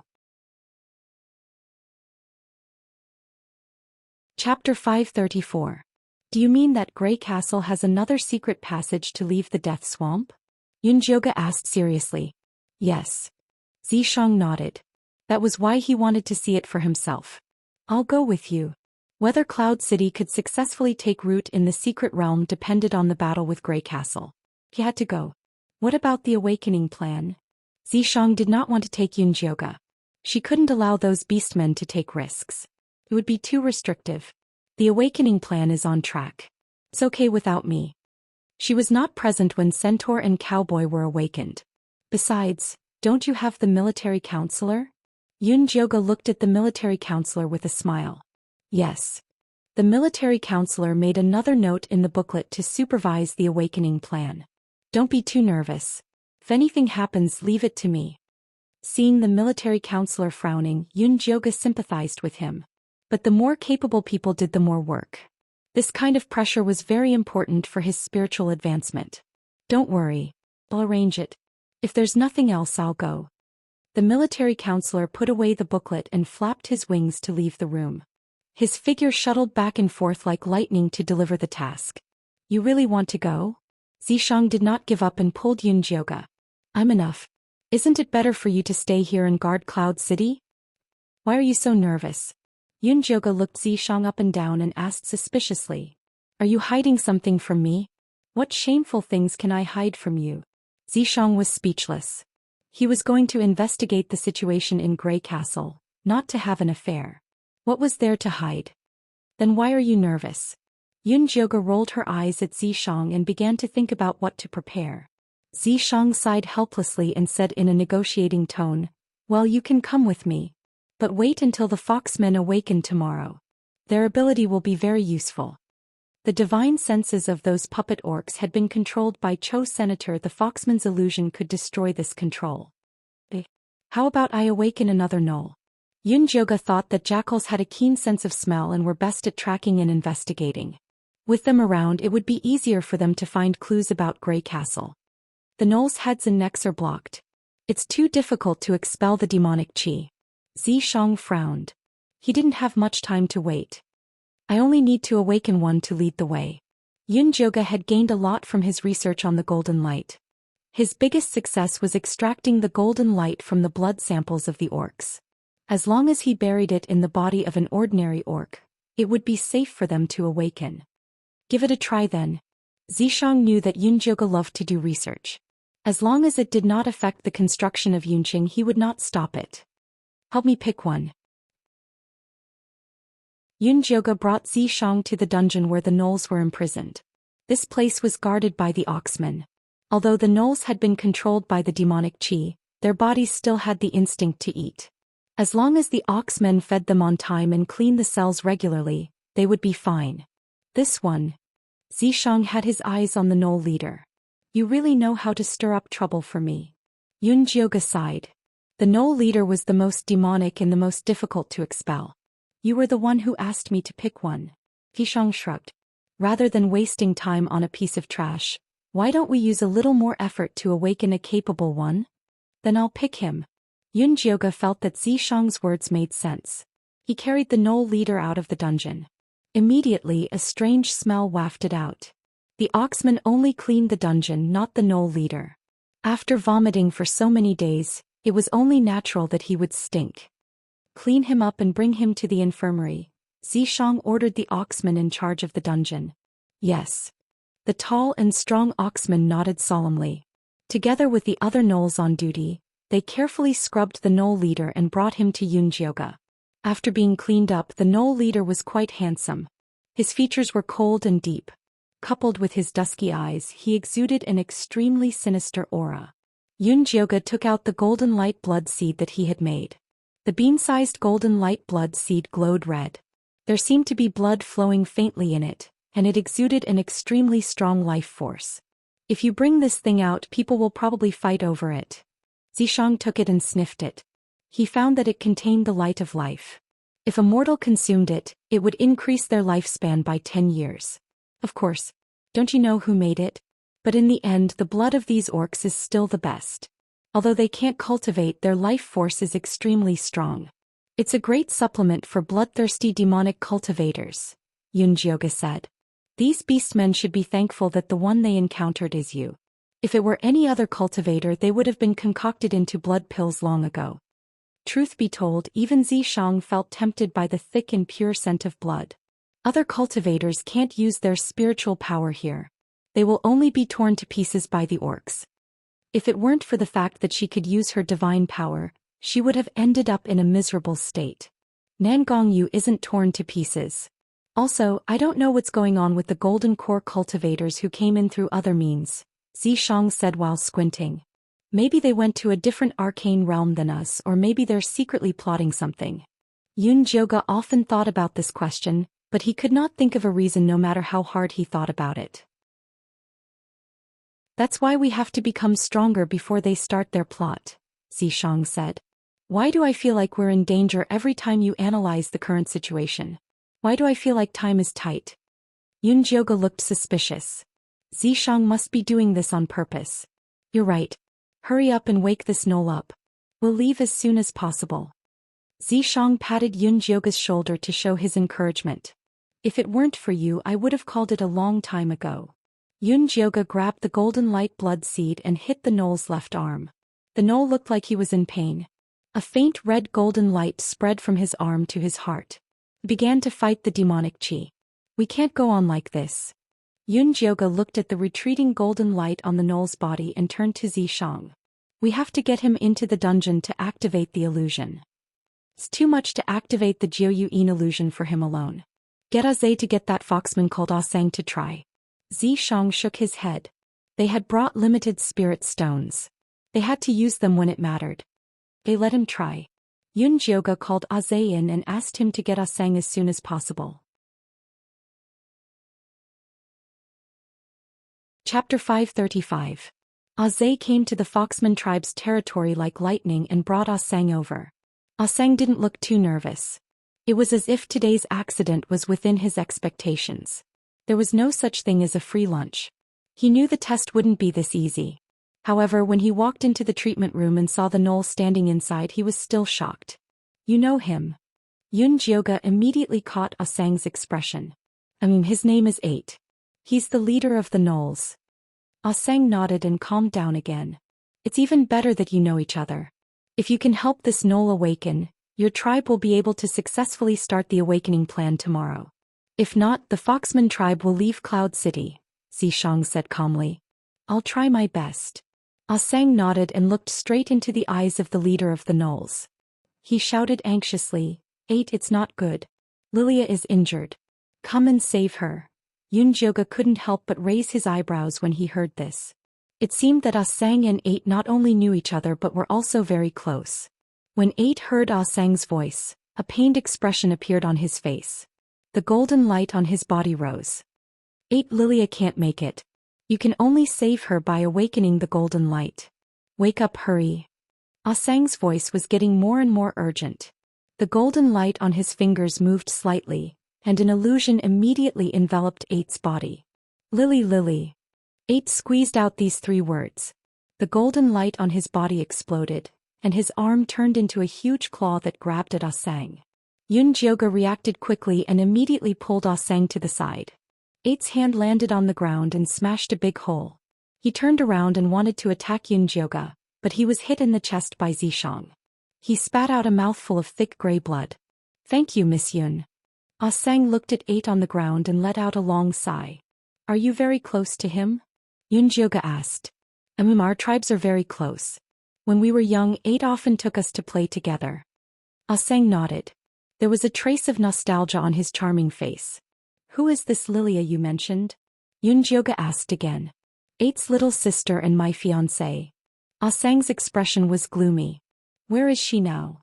Yun Jioga did not expect Ah Sang to have such a relationship with the Knolls. I don't know. Ah Sang looked confused and said, a year ago the Black Rain came again and the Knoll tribe was flooded in the lowlands. After the entire tribe migrated, no one knew where they went. I've been asking around for their whereabouts but I couldn't find them. Not long ago I heard that the Lupus people had been corrupted by demonic energy and turned into puppets. Miss Yun, since you are willing to help 8 awaken, please save the Lupus people. Ah Sang pleaded. I awakened 8 because there is a quest that requires his ability. The Knolls did many bad things when they were controlled by the demonic energy. If he wants to save his people, he must first atone for his sins. He only needed 1 Knoll to search for clues about Grey Castle, so Yun Jioga did not want to waste time awakening other Knolls. 8 is a very responsible and good clan leader. What happened in the past was not his own intention. As long as he is given a chance, he will definitely try his best to make amends. Ah Sang quickly put in a good word for his good friend. It's not up to you to decide whether he will try his best or not. While Yun Jioga was speaking, Zhishang had already woken 8 up. Where is this? What happened? 8 shook his head vigorously, his eyes full of confusion. When he saw Ah Sang, his face showed a surprised expression. Ah Sang, why are you here? Didn't your tribe go to the other side of the grassland? That was a long time ago. What about Lilia? Where is she? Ah Sang quickly asked. Lilia. 8 frowned painfully, and then his face became extremely ferocious. He gnashed his teeth and said, that damn oracle, she lied to us. I'm going to kill her. As he spoke, he was about to rush out of the door. Wait, tell me what happened. What did the oracle lie to you about? Yun Jioga blocked 8's way. Who are you? 8 looked at Yun Jioga vigilantly. His eyes instantly became frantic, and his arm once again turned into a huge claw and slashed at Yun Jioga. Calm down. She's your savior. Ah Sang hurriedly rushed over and hugged 8's arm. No, she must have been sent by the oracle. None of these humans from the outside are good people. They destroyed our home. I'm going to kill her. 8 roared. Ah Sang, talk to him first. Come and find me when you've figured it out, Yun Jioga said coldly. She looked like she had a lot of things to do and was not interested in watching an orc go crazy. Yes, don't worry, Miss Yun. I'll definitely talk to him. Ah Sang pulled 8 with all her might and even wrapped her tail tightly around him. Yun Jioga coldly left the treatment room with Zhishang. As soon as the door closed, she immediately leaned against the wall to eavesdrop on what was going on inside. Zhishang was speechless. He wanted to say something, but Yun Jioga stopped him with a look. He could only sit by the side and eavesdrop with her. In the treatment room, Ah Sang's clear voice rang out. She explained the situation of the Knolls, Yun Jioga's background, and the current situation of Cloud City. Are you sure she's really here to help us? 8's voice also gradually calmed down. I'm not sure, but without her we would have starved to death. No matter what she wants to do with us, as long as our people can survive, we can only do as she says. Ah Sang's voice was full of helplessness. The situation in the arcane realm was already extremely bad. They had no other choice. You're right. As long as my people can survive, I'm willing to do anything. 8 clenched his arms tightly. He could feel a surge of power in his body. Not only did it help him escape from his previous muddle-headed state, but it also made him stronger. Based on this alone, this Miss Yun was much better than the oracle who only talked and did not do anything. 8. What happened to the gnolls after the black rain? What's the matter with the oracle? Asai asked. The oracle is a big liar. 8 clenched his teeth and told the whole story. The black rain came too suddenly. After their tribe was submerged, they could only move higher up. Lilia was seriously injured while protecting a playful cub of her tribe during the migration. The aura of death spread throughout her body and she was on the verge of death. Just then their tribe met a woman and 3 men who came from the outside world. The woman called herself the Oracle, and said that she had a way to cure Lilia's injuries caused by the black rain. At that time he was already in a panic. He could only try his best and ask the Oracle for help. Chapter 536. Then was Lilia saved? Asang asked nervously. She was saved. After the oracle saved Lilia, she gave us food and weapons as well as a godstone that can make the gaga grass grow better. Our tribe was doing well at first, until Lilia discovered that the oracle was arguing with her companions, and the argument was related to the gaga grass. Not long after, the 2 companions of the oracle disappeared, leaving behind a gloomy and cold man. Lilia told me that the oracle was very strange. She told us to give up on growing the gaga grass and plan our escape route. Not long after, she disappeared as well. I brought my tribesmen to capture the oracle, but my head suddenly exploded. Since then I've been searching for iron mines and rabbit men. When I woke up I was here. 8 held his head in pain and said, "It's all my fault. I was too careless to trust those outsiders." Not all outsiders are evil. Miss Yun is a rare good person. I believe that as long as we follow her, we will be able to find Lilia one day. Ah Sang patted 8's shoulder calmly. Hearing this, Yun Jioga whispered to Zishang, "This foxman is not bad. He's very clear-headed." "He's all right." Zishang did not comment. "Oh right." 8 said that the oracle was arguing with his companions. Could it be Nangong Li and Bailey Moyun? Yun Jioga turned and looked at Zishang with bright eyes. She knew that Nangong Li and Bailey Moyun were not in cahoots with Nangong Yu. Let's call 8 out and ask him. Zishang had enough of eavesdropping. He opened the door and called 8 and Ah Sang out. "Miss Yun, I apologize for my rudeness earlier." 8 bowed deeply to Yun Jioga. "I forgive your rudeness." Yun Jioga nodded reservedly, then asked, "You said that you saw the oracle and his companions. What did they look like?" "1 woman and 3 men. They were all very good-looking." 8 racked his brains but could not think of any adjectives other than good-looking. "Don't say any more. Just let them see. Close your eyes and try your best to imagine what they look like." Ah Sang patted 8's shoulder. 8 obediently closed his eyes. However, he frowned deeply, looking like he had suffered a great deal of hatred. Ah Sang placed her hand on his forehead. The golden light flickered and turned into a light screen. Inside the light screen was a woman and 3 men. The woman was dressed in a sky-blue magical robe.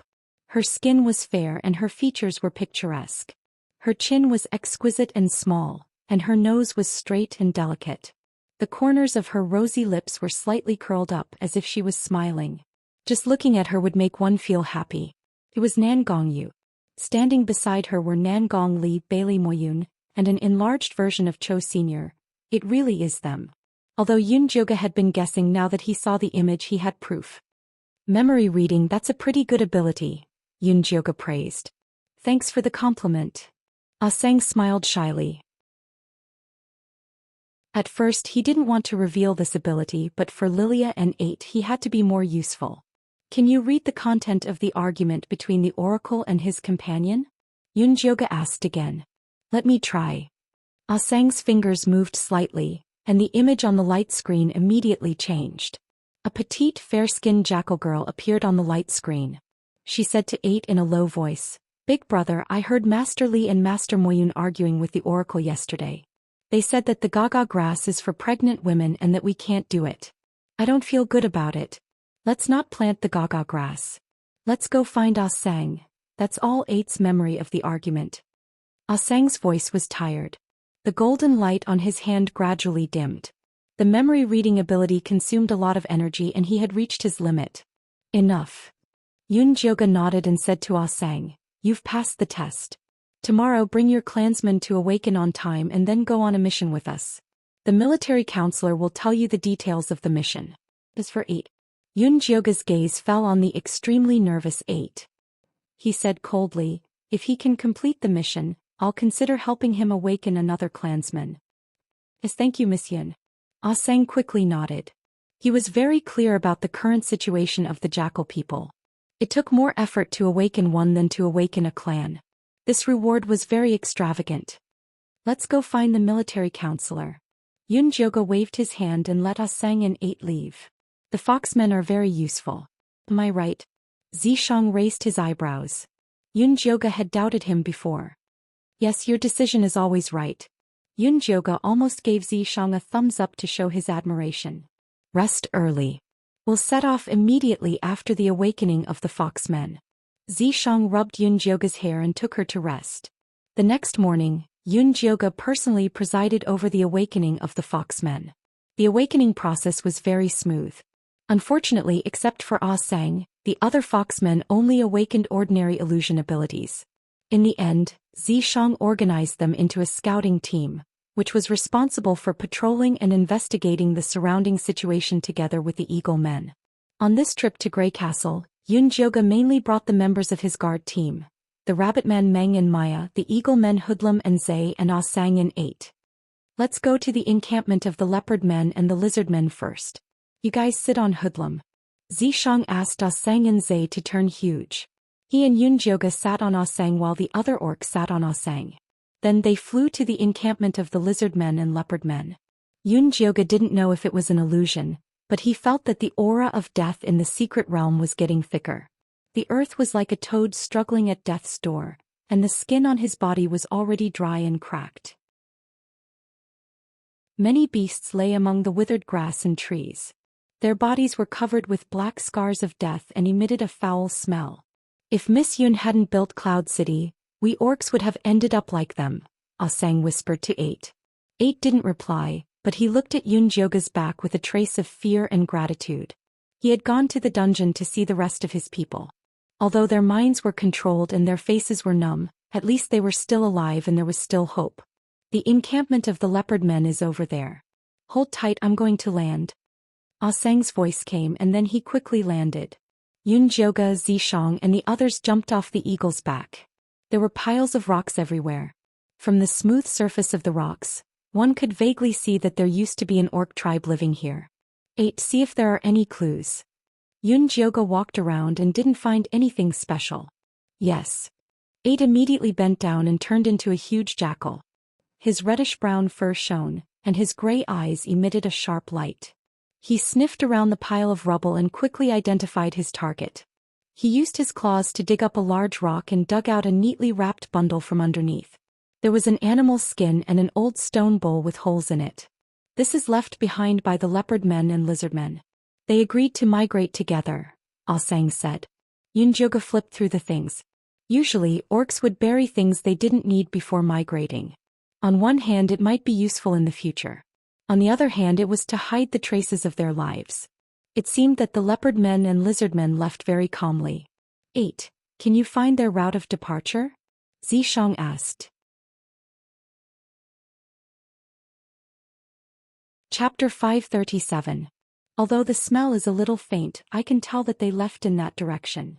8 raised his head and looked to the west. Lead the way. Azay and Afe follow. Yun Jioga and Zishang sat back on Azay. The 2 black eagles followed behind 8. Art sprinted across the land, occasionally stopping to sniff at a fork in the road, then moving on. After running for about an hour, 8 circled a wide forest of dead trees and retreated to a small river that he had just passed by. He looked up and shouted at Yun Jioga and the others, "This is where the Leopard Men disappeared." Here. Yun Jioga looked down at the dry stream. It was too far and he didn't see anything. Zay, go down. Then, Zishang jumped down from behind Lu Zay and landed on a dry riverbed. Yun Jioga and the others landed too. Demeng accidentally stepped into the deep black mud. When he jumped out, his feet were covered in mud. Stay away from me. Maya looked at Demeng with disgust and quickly left. Yun Jioga quietly left too. The mud was too smelly. Look here. Zishang pulled Yunjioga and signaled her to look at the grass by the river. There were a few scattered footprints that were so faint that they were almost invisible, heading towards the forest of dead trees in the distance. What's going on? Yunjioga asked. Although the last sign of the leopard men was in the forest up ahead, they actually disappeared by the river, said as he walked up to Yunjioga and Zishang. Why? Yunjioga asked. If it were me, I would never bring my people into the dead tree forest. The footprints are too clear. Someone must have set it up, said. Okay, everyone search around here. North, south, east, west, pick a group each. Yunjioga also wanted to pick a direction but was stopped by Zishang. This river seems to have dried up not long ago. Zishang squatted down and picked up the mud on the riverbed. It was still very wet. Could they have been attacked while drinking here? Yunjioga also squatted down and asked. Very likely. Zishang glanced at the messy footsteps by the river and said, something unexpected must have happened at that time. Where will they be taken? Yunjioga got up and looked around. The vast wilderness was empty except for the dead trees. I don't know about that. Without using demonic power and divine abilities, even he would have a hard time finding the missing leopard men and lizard men. About half an incense's time later, Zhe and Fei flapped their wings and came back to report. Miss Yun, the east side is the wilderness. The end of the wilderness might be a cliff or it might be the death swamp. If we want to investigate clearly, we will need to fly for at least 2 days. Then Demeng and Maya returned. The west side is also in the wilderness. We didn't find any movement from the leopard men or the lizard men. Then 8 and Aseng also came back. Seeing Yunjioga's questioning gaze, Aseng shook his head helplessly and said, we didn't find anything here either. That leaves the dead tree forest. Yunjioga looked at the forest shrouded in black mist. Miss Yun, I'm very sure that they disappeared near this river. 8 still insisted on his opinion. You 3 teams will change directions and search again. Easy and I will go check the forest. Since someone pushed the clues to the dead tree forest, there should be some traces left behind, Yunjioga said. Miss Yun, the dead tree forest is too dangerous. Maya and I should go check. Demeng quickly stopped her. No need. Compared to these beastmen, Yunjioga trusted her own eyes more. Miss Yun, we are your guards. If there's danger, we should be the first to go, Demeng said anxiously. The other beastmen nodded. Yunjioga had become the savior of the entire beastmen race. If anything happened to her, the entire guard team would be too ashamed to go back and see their people. You stay here and help 8 find clues. This is an order. Yunjioga's face turned serious. Guards being too loyal was also a problem. Demeng's ears were about to stand up. He was about to say something but Maya stopped him and shook her head. Before entering the guard team, the advisor gave all the beastmen a lesson. He only emphasized one thing. They must listen to Miss Yun and Master Yizi. If they couldn't do it, they should leave. Miss Yun, Master Yizi, at least let me carry you over. Zhe said. No need, we'll be back soon. Yunjioga felt helpless seeing how the sky was about to fall on Zhe and the rest of the orcs. It seemed that she had been too focused on her research that she became a weak chicken in front of the beastmen. It seemed that she had to show them her power when she had the chance. Let's go. Zishang pulled Yunjioga and disappeared from their sight. Moments later, they arrived at the dead tree forest. Clues. Zishang pointed at a dead tree ahead. These traces do seem intentional. Yunjioga looked at the paw print on the tree. It was left by the leopard. Let's go in and see. Zishang followed the trace into the forest. There were gray-white trees everywhere. The black leaves floated with a faint black gas. It had a nauseating smell. The paw print left by the leopard race was very clear. There were clues every few trees. It spread towards the center of the forest. It's probably a trap ahead. Do we still go? Yunjioga looked at the arrow. The black gas there was like a whirlpool. Of course we have to. Know yourself and know your enemy, and you will never be defeated in 100 battles. We need to find out what kind of cards Chosin and Nangong you have.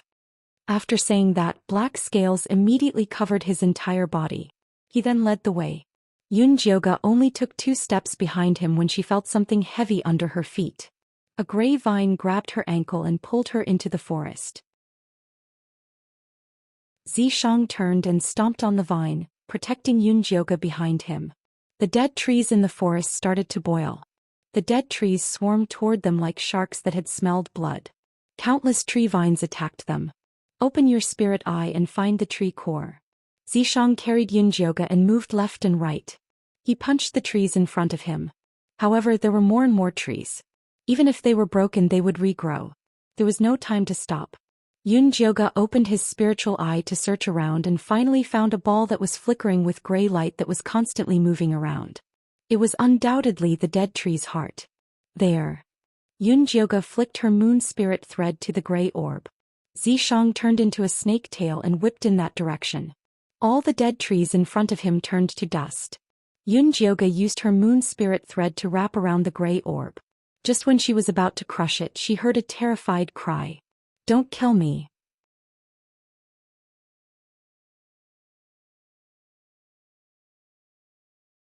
Have you finished searching the river? Yunjioge asked. I've already searched, but I didn't find anything. Maybe I guessed wrong. 8 lowered his head in frustration. He was scolded by Ah Sang for being too impulsive. He actually caused Lady Yun and Master Yizi to personally enter the forest to check. No, you're not wrong. The wercats and lizardmen have indeed disappeared from the river. This thing will help us find them. Yunjioge pulled the string in her hand, and the eyeball that was flying high in the sky was pulled down by her. What is this disgusting thing? Aze was shocked. Is this an eyeball? Oh my god, it's alive. It can move and fly. The shocked orcs all came over. Maya even wanted to touch the eyeball. Go away, you stupid orcs. I'm a great and noble monster. I'm not someone you lowly beings can dream of. The eyeball flew up proudly and looked down at the orcs. It also glanced at Yunjioge and Zhishang. Great, my ass, take us to the leopard people. Yunjioge shook the moon spirit threads and the eyeball spun. Stop bullshitting, I'll take you there now. The eyeball flew into the river and circled around the mud Demeng fell into before saying, It's here. We've checked this place many times. There's nothing but mud. 8's feet were covered in mud from when he went into the river. Stupid orcs, back off. The eyeball sneered and shot a dark red beam at the bottom of the river. The bottom of the river, which was full of silt, rumbled and then a big black hole appeared. Gusts of chilly wind drifted out from it. The people you're looking for are inside. Go in. The eyeball said. There's indeed the smell of leopard people and lizardmen inside. 8 nodded with a serious expression. Take us in. Yunjioge pulled the eyeball. Hey, follow me. The eyeball moved and floated inside. 8 sang and Zay walked in front, Yunjioge and Zhishang in the middle, and Maya, Demeng and Afei brought up the rear. Yunjioge followed the eyeball and found that there were all kinds of complicated tunnels under the river. The gray stone walls looked very sturdy, and it was obvious that someone had carefully built them. Looks like this is the secret tunnel of Grey Castle. Zhishang touched the wall and asked Yunjioge, Open your spirit eye and see what's over there. Yunjioge opened her spirit eye and saw countless figures glowing with gray light in the tunnel not far away. They were walking toward Cloud City. They're attacking Cloud City. Yunjioge knew that Grey Castle would attack, but she didn't expect it to be today. You guys leave immediately and return to Cloud City, Zhishang said coldly. I'll stay and destroy these tunnels. Yunjioge was about to turn around, but she was tied up by a gray vine. Countless vines shot out from the tunnel and drowned her like a gray ocean. Yunjioge's vision was filled with gray vines. She pulled back her moon spirit thread and found that there was only an empty shell of an eyeball. Ha, you idiots fell into my trap. I have countless doppelgangers. There's no way you can trap me. Obediently accept your death and watch Cloud City be destroyed. The eyeball laughed arrogantly and the surging gray vines tied Yunjioge tightly. She was about to use her divine power to break free when the cute baby's voice suddenly appeared. Master, master. What's wrong? Yunjioge sank into the demonic cauldron and saw the cute baby's little chubby face pulling the confused demonic embryo grass. Chapter 539. This stupid eyeball is so arrogant. Why don't you let Xiaoqiao out to catch it? Did you forget about Xiaoqiao again? The baby said unhappily. Who said I forgot about it? I'm about to let it out. But are you sure Xiaoqiao can really catch that eyeball? Yunjioge looked at the innocent Xiaoqiao. After a while, Xiaoqiao had grown taller. She was already the size of a 3-year-old. The baby knitted a green cloak for him. Finally, he wasn't naked anymore. Of course, Xiao is a demonic fetus. She's born to restrain all kinds of demons. The baby raised his chin proudly as if Xiao was born by him. Xiao, are you sure you can do it? Yun Jioga ignored the baby's bragging and looked at Xiao. Chio catch. The baby grinned, revealing 2 white teeth the size of rice grains. Go. Yun Jioga released Xiao from the demonic tripod. The gray vines that were attacking Yun Jioga suddenly trembled. They turned and ran as if they saw something terrifying. Chio, don't run. Black mist floated around Xiao. She ran toward the floating eyeball with her short legs. Ah, brat, go away. The eyeball screamed and flew toward the exit. Catch. Xiao stretched out her meaty claws and grabbed at the sky. The eyeball was immediately fixed by an invisible magic. It struggled with all its might. Its eyes were even bursting with blood vessels, but it still didn't move. Ah, Chio. Xiao stood on her tiptoes and plucked the eyeball. She rubbed it in her hands as if she had gotten a new toy. Save me, the eyeball begged for mercy. Don't you have countless clones? Run again. Yun Jioga broke free from the gray vines and took the eyeball from Xiao's hands. He pinched it hard. King, have mercy. The eyeball begged pitifully. Actually, I'm just a clone. It was destroyed just now. Remove these vines immediately and release my companions, Yun Jioga ordered fiercely. Yes. The eyeball removed the sea of gray vines as quickly as possible. Zhe and the others fell to the ground, but they didn't see Zhishang. Where did the other one go? Yun Jioga asked the eyeball. I don't know. He disappeared just now. His eyeballs moved left and right as if he was shaking his head. Miss Yun, Master Yizi went out from the side tunnel.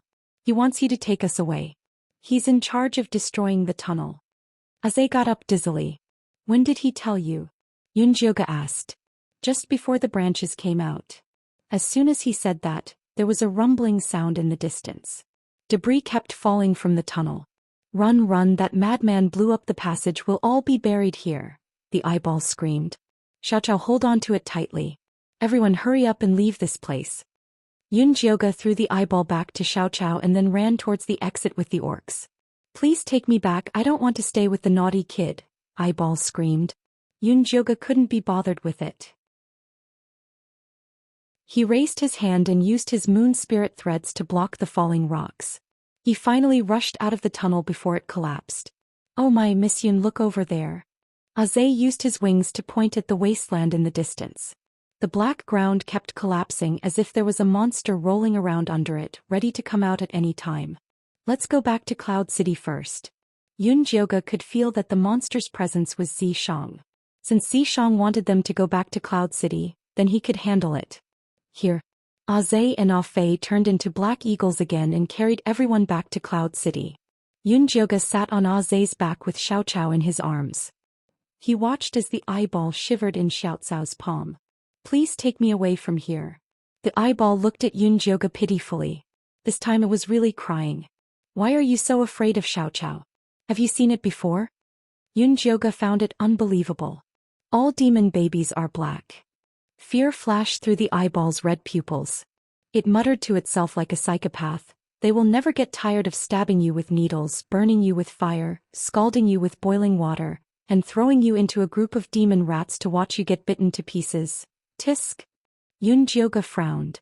He felt his eyes start to hurt. I'll promise you anything as long as you don't leave me behind. The eyeball cried like a good girl who fell into a demon's den. That depends on your performance. Yun Jioga laughed inwardly. He didn't expect the naughty kid to have such power. I'll do my best. The eyeball shook up and down excitedly. Xiao reached out and flicked it with a smile as if she was playing with a roly-poly toy. Be good, Xiao. We'll play later. Yun Jioga moved Xiao's finger away and asked the eyeball. You said you appeared after the black rain. Is that true? No, I'm actually a magic ball specially trained by Lady Nangongyu for missions. She has trained a total of 300 magic balls. They are scattered in the dead forest to ambush the orc tribes. After we catch the orcs, we send them to Lord Chosen of Grey Castle to make puppets to attack Cloud City. The eyeball immediately explained in detail. What's Nangongyu's real identity? Why does she train monsters? The eyeball in front of him was full of intelligence. It was comparable to a high-level monster. It wasn't something an ordinary person could train, not even 1,000 killers. That guy only knew how to fight and kill. It couldn't do such a delicate job. I don't know what Nangong Yu's real identity is. After I was trained, I was thrown into the dead forest. She only gives us missions through the magic pool, the eyeball answered honestly. What's the magic pool? Yunjioga asked again. It's the place where we were born. Nangong Yu can observe our situation through the magic pool and control our life and death. The eyeball saw the strange look on Yunjioga's face and hurriedly added, however, an accident happened when I was born. Nangong Yu had already lost control over me. That's why I'm so smart and adorable. What happened when you were born? Yunjioga asked curiously. I don't know. I don't have that kind of memory. But I know I'm different, the eyeball said with a hint of pride. I can see that. Such a strange personality was indeed not something an ordinary monster could have. Really? You're really my confidant. I heard those stupid orcs call you Lady Yun. Can I call you that too? As long as you don't leave me with this naughty kid, I'm willing to swear loyalty to you. The eyeball blinked, trying to make itself look more sincere.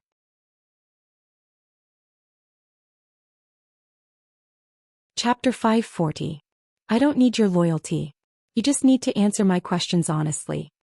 Yunjioga interrupted the eyeball's nagging and asked, when did you give the order to attack Cloud City? Today. I suspect Nangong Yu has spies in Cloud City. She gave the order to attack the city right after you left. The eyeball said seriously, Master, I'm good at finding spies. You can leave it to me. First, there are no spies in Cloud City. Second, I'm not your master. He is. Yunjioga put the eyeball back into Xiao Chao's hand. Don't give me to him. The eyeball screamed. Xiao Chao giggled. She grabbed the eyeball with her meaty claws and rubbed it. She was having a lot of fun. You can scream louder. I'm sure Xiao Chao will be happy. Yunjioga reminded it kindly. The eyeball immediately stopped screaming. Its eyelids drooped and turned into a gray ball. No matter what Xiao Chao did, it wouldn't make a sound. Chuchu, stop screaming. Xiao Chao said to Yunjioga disappointedly. Let it scream when we get to Cloud City. Yunjioga patted Xiao Chao's head. Xiao Chao put the eyeball into the pocket of her green cloak and patted it. She asked expectantly, are we there? Ready. It's over there. Yunjioga pointed to Cloud City in the distance. The Cloud City was wrapped in layers of gray vines, and there were also many puppet orcs mixed in among them launching attacks. Fortunately, the entire Cloud City was covered by Yin Shirley's Yin Yang Qi. The attack was temporarily blocked. Eyeball, can you get rid of these dead trees and vines? Yunjioga patted Xiao Chao's pocket. Oh, those dead trees aren't my subordinates. I can't summon them. The eyeball said gloomily. If you can find a way to open a path, I'll let you leave Xiao Chao for 2 hours. Yunjioga offered. No, at least a day. The eyeball opened its gray eyelids and tried to fight for it. Okay, one day it is. Yunjioga took out the eyeball and wrapped it with the moon spirit thread. Then he warned, if you play any more tricks, I will let Xiao Chao stab you with needles, burn you with fire, scald you with boiling water, throw you into a group of demon rats and watch you being bitten into pieces. Don't say any more. I will be honest. If the eyeball had hands, it would have raised them in surrender. Putting aside the fact that it no longer had any doppelgangers to use, the devilish brat's terrifying magic seal was enough to deal with it. Then hurry up and open up the passageway, Yunjioga said. I'll open it immediately.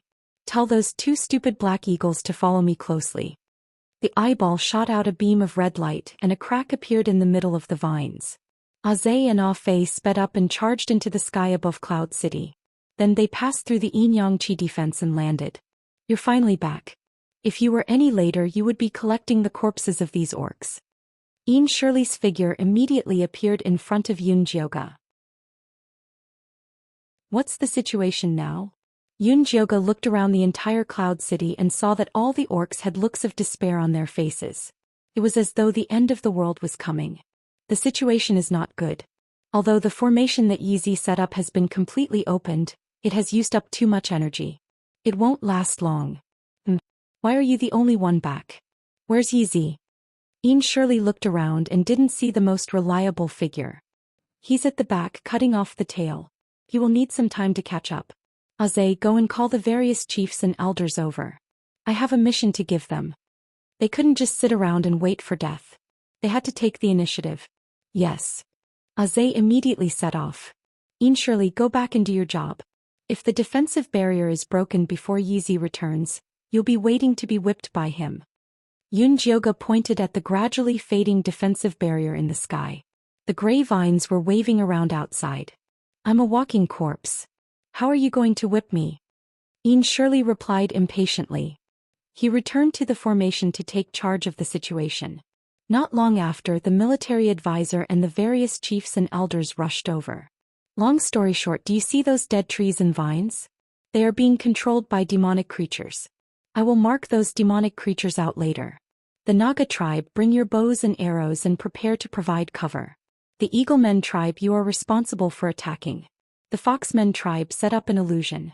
The rest of the awakened orcs, defend the four corners of the city. Jioga calmly issued various orders. His powerful aura calmed the orcs down. They all responded loudly. The golden orcs were spread throughout the entire Cloud City under Jioga's command.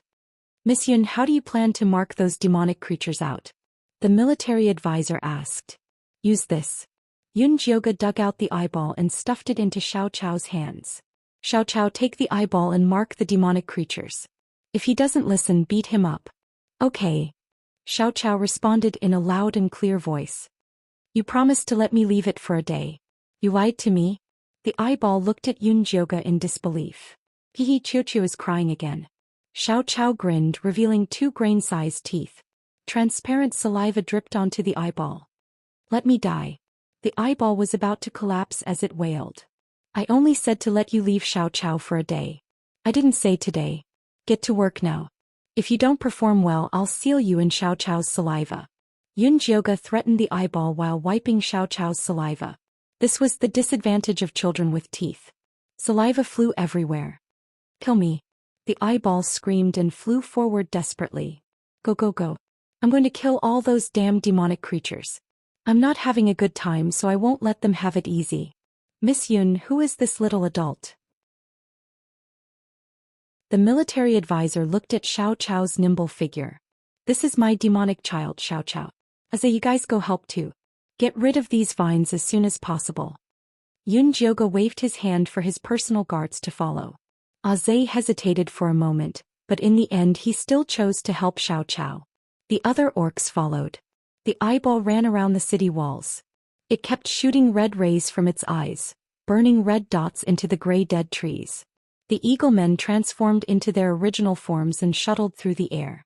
The Nagas wrapped themselves tightly around them and shot at the demonic creatures hidden in the vines. Those demonic creatures were all very thick and slow, so they were easily eliminated. The gray vines of the dead trees withered one after another. The puppet orcs were confused in the illusion set up by the Foxmen. They attacked each other and the pressure of attacking the city decreased a lot. Military advisor, did you see that? I just killed 15 demonic creatures with Meng. Aze flew over with Meng on his back. It's 50. How did you count? Meng rolled his eyes at Aze with his crossbow, but he couldn't hide the excitement on his face. It seems that the oracle's tricks aren't that great. Aze boasted shamelessly. Don't let your guard down. There's a kind of demon monkey corpse in Grey Castle. It's extremely strong and fast. If you encounter it, you must distance yourself and kill it. Don't let it get close to you. Cho Sen's demon monkey corpses hadn't appeared yet. They were the real troublesome ones.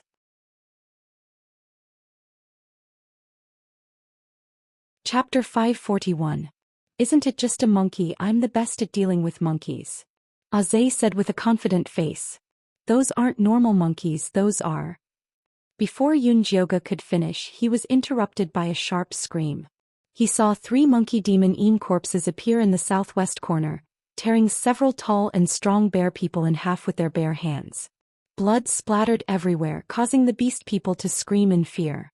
The arrogant eyeball floating in the air saw the monkey demon corpses and immediately shrank back into Xiaochao's pocket. Bad monkey, hit, hit, hit. Xiaochao moved his short legs and charged at the monkey demon corpses. Careful, don't get close to it. Yunjioga also quickly charged over and used the moon spirit thread to tie up the monkey demon Yin corpses. Although Xiao Chao's body only reached the knees of the monkey demon Yin corpses, he bravely stepped on the knees and jumped onto its head. He covered the monkey's head with one hand and sucked it dry. Do your best, Xiao Chao. The little baby excitedly shouted in Yunjioga's sea of consciousness. How did Xiao Chao suddenly become this strong? Yunjioga watched in shock as little grass jumped around the 3 monster monkey Yin corpses like a nimble little rabbit, sucking them dry without any effort. Hey, when I was helping you find seeds, I found some soul-eroding demon flower essence, so I gave it to him. The little baby proudly said. Soul-eroding demon flower, what is that? Yunjioga had never heard of it before. That is a heaven-level demon. After eating it, it has the ability to forcefully steal the demon soul. It is the most suitable for Xiao Chao. The little baby proudly said. It really is suitable. Yunjioga saw Xiao Chao easily kill the 3 monkey demon Yin corpses. His heart was filled with an indescribable joy. Master, I killed them all. Xiao Chao bounced over to Yunjioga, looking up with a small face like he was asking for praise. Good job. Yunjioga rubbed his little head. Master Xiao Chao is truly too strong. The eyeball that had been hiding came out and began to run around Xiao Chao. Flatterer. Yunjioga snappily flicked the eyeball and asked, Aren't you a demon? Why are you afraid of a few monkey demon Yin corpses? Those are not normal monster monkey Yin corpses, they are infused with devil souls. The eyeball confidently said, Chosen is very good at this. He also has a super large and powerful monster monkey Yin corpse. It is equivalent to a human nascent soul cultivator. He actually got his hands on an original level monkey's corpse. Yunjioji's heart skipped a beat. He had a bad feeling about this. Oh no, he's here. The eyeball suddenly screamed and tried to hide again. Who's here? Yunjioga quickly grabbed it. It's Chosen. He brought the monster monkey Yin corpse over. Don't let him discover my existence, otherwise I'm dead for sure. The eyeball broke free from Yunjioga's grasp and hid in Xiao Chao's pocket, shivering. Yunjioga stood at the highest point of the city wall and saw a 30-foot-tall monster monkey Yin corpse running towards Cloud City. It looked ferocious and wore black armor. Like a bull, it charged over and slammed into the city wall. There was a loud bang. The entire city wall shook 3 times and the gray yin and yang qi covering it weakened quite a bit. If it hits us again, the city wall will collapse. Yin Shirley's hysterical voice came over. Aze immediately charged at the black-armored monster monkey. The other beastmen also used their own methods. The illusion array and 10,000 arrows all shot out. The black-armored monster monkey opened its mouth and let out an angry roar. An invisible sound wave spread out, not only blowing away the arrows, it also caused internal injuries to the eagle man in the sky. Aze's body shook, but he still fell to the ground with Meng. Bad monkey. Xiao Chao let out an angry scream and charged at the black-armored monster monkey. Go back, this isn't something you can deal with. Yunjioga threw Xiao Chao back into the demonic cauldron. The moon spirit threads wrapped around the black-armored monster monkey and the gray devouring threads pierced into its body. He never thought that the black-armored monster monkey's body would be as hard as rock and the moon spirit threads couldn't pierce through it. Yunjioga was about to increase his divine power output when the black-armored monster monkey's body suddenly released a dazzling black light that bounced off the moon spirit threads. Yunjioga felt like her chest was hit by a hammer. Her body swayed and she fell off the wall. The black-armored monster monkey immediately reached out its furry paw to catch her. Yunjioga shot out the moon spirit threads to stabilize herself and successfully avoided the black-armored monster monkey's attack. She used the last of her divine power to open her spirit eye and finally found his demon core on his forehead. However, her remaining divine power couldn't fly over to get rid of that demon core. She had to find someone to help her. Yunjioga looked around. The orcs were all badly injured and the eagle men were even more dizzy from the sound wave just now flying all over the place. Just as despair rose in her heart, the spirit beast pouch trembled and a sturdy figure flew out of it. Ow ow ow. I'm starving. Dummy flapped its wings and was about to look for food when it realized the situation in front of it was a bit strange. A gray castle with many beasts that looked like humans and many black eagles that looked like it. What was going on? Dummy, get out of the way, Yunjioga screamed. Only then did Dummy realize a huge black gorilla was reaching out to catch it. Dummy's golden light flashed and it quickly avoided the black armored monster monkey's attack and instantly arrived beside Yunjioga. Ow ow ow, hungry hungry hungry. You nail that monkey's forehead and I'll let you eat cherry pills until you're full. Yunjioga took out the bottle and shook it in front of Dummy. Dummy opened its eyes wide and immediately spread its wings to rush toward the black armored monster monkey. The black armored monster monkey waved its hands to slap Dummy to death, but it always nimbly dodged it. Dummy found an opportunity to stare at the black armored monster monkey's forehead, but it cried out in pain. Dummy, as long as you can stare at its forehead in the time it takes for a stick of incense to burn, I'll add another bottle of celestial dew. Yunjioga raised the stakes. Dummy's eyes lit up with excitement and stared down like a woodpecker. The black armored monster monkey let out a series of angry howls. Unfortunately, Dummy was completely immune to its sound wave technique. Dummy finally stared at the black armored monster monkey's forehead in the time it took for a stick of incense to burn. Go little grass. Yunjioga took little grass out of the demonic cauldron and threw it at the black armored monster monkey. Little Grass's fat body rolled a few times in the air before safely landing on the demon monkey corpse's head. It reached out to the black armored monster monkey's forehead and the surging black light was pulled out. The black armored monster monkey let out a miserable cry of pain, but it was still killed by Little Grass. Good job. Yunjioga let out a sigh of relief when he saw a black cold wind blow by. Little Grass's figure instantly disappeared and then reappeared in the distance. Yunjioga, long time no see. Chosun grabbed Little Grass's collar and revealed a sinister smile at Yunjioga.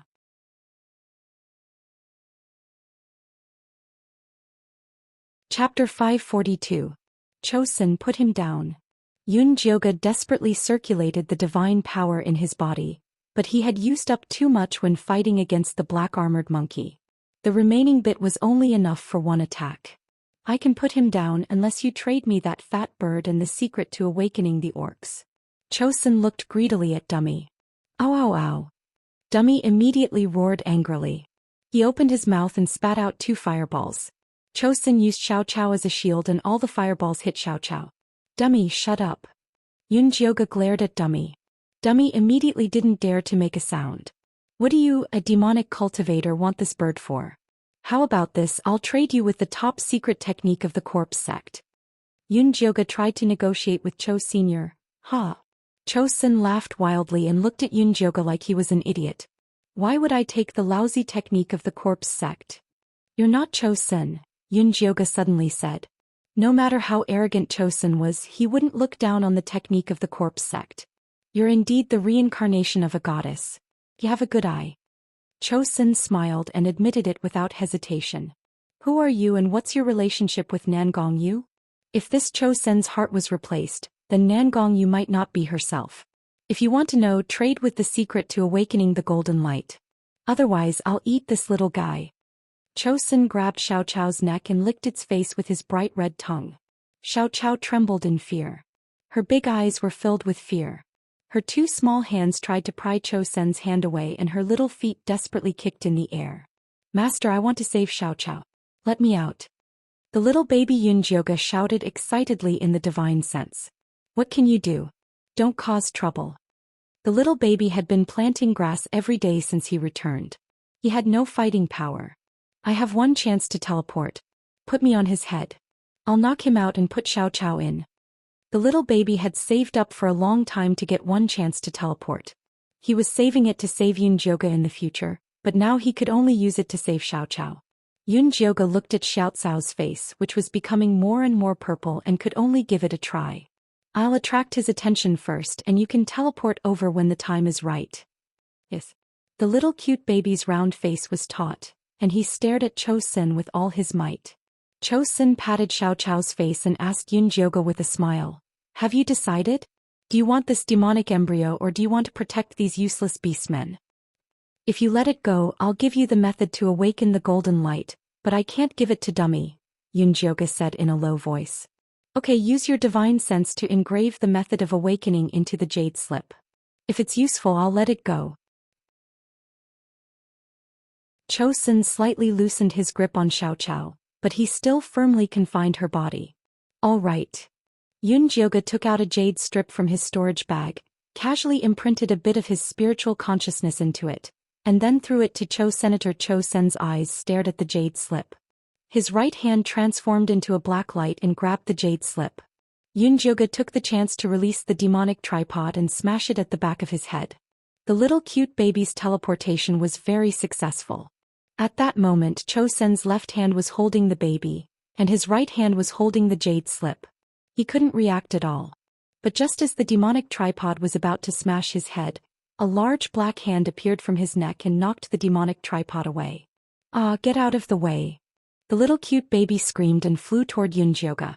Yunjioge quickly dodged and saw the demonic tripod violently hit Cloud City.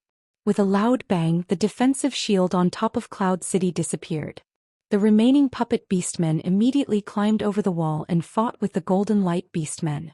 The scene was chaotic. "Master, I didn't do it on purpose. He's too powerful." The troublemaker cried and returned to Yunjioge's consciousness. Yunjioge didn't have time to scold him. He looked at Cho Sen and said, "Don't mess around. Looks like you won't shed a tear until you see your coffin. I have to teach you a lesson." Cho Sen revealed a cruel smile. His left hand grabbed Xiaocao's body, and his right hand pinched its arm. He was about to pull it off. "No!" Yunjioge screamed. His divine power turned into a golden arrow and shot at Cho. Senator Cho Sen knew how powerful the arrow was. He immediately blocked Xiaoqiao in front of him. Yunjioge used his divine consciousness to control the golden arrow. He wanted to find a flaw, but Cho Sen always stopped him with Xiaoqiao. "Shoot him." Suddenly, Zishang's voice reached Yunjioge's ears. "Where are you?" Yunjioge's eyes lit up. His helper was finally back. "Don't worry about me. Hurry up and shoot." Zishang's tone was urgent. It wasn't easy to use divine consciousness transmission in the spirit-forbidding land. Yunjioge gritted his teeth and shot the golden arrow at Cho. Senator Cho Sen hadn't expected Yunjioge to really dare to attack. He threw Xiaoqiao in the direction of the golden arrow and quickly retreated. Yunjioge used all his strength to make the golden arrow make a big turn. It brushed past Xiaocao's arm and flew toward Cho. Senator Cho Sen's hands moved like wheels. He conjured countless spells and shot out rays of black light to block the golden arrow. The golden arrow chased after him like a hot knife through butter. Just then, Zishang's voice reached Yunjioge's ears again. "Show weakness." Yunjioge immediately reduced the amount of divine power he was using. The golden arrow's light gradually weakened and was finally scattered by Cho Sen's black light. Joy flashed in Cho Sen's eyes. He was about to counterattack and take down Yunjioge when Zishang appeared behind him like a ghost. His fists rained down on Cho Sen's body and hit the ground. Cho Sen spat out a mouthful of black blood. The black light around his body exploded. He took advantage of Zishang's shock to fly forward. But before he could fly more than 3 meters, Zishang's tail whipped him back.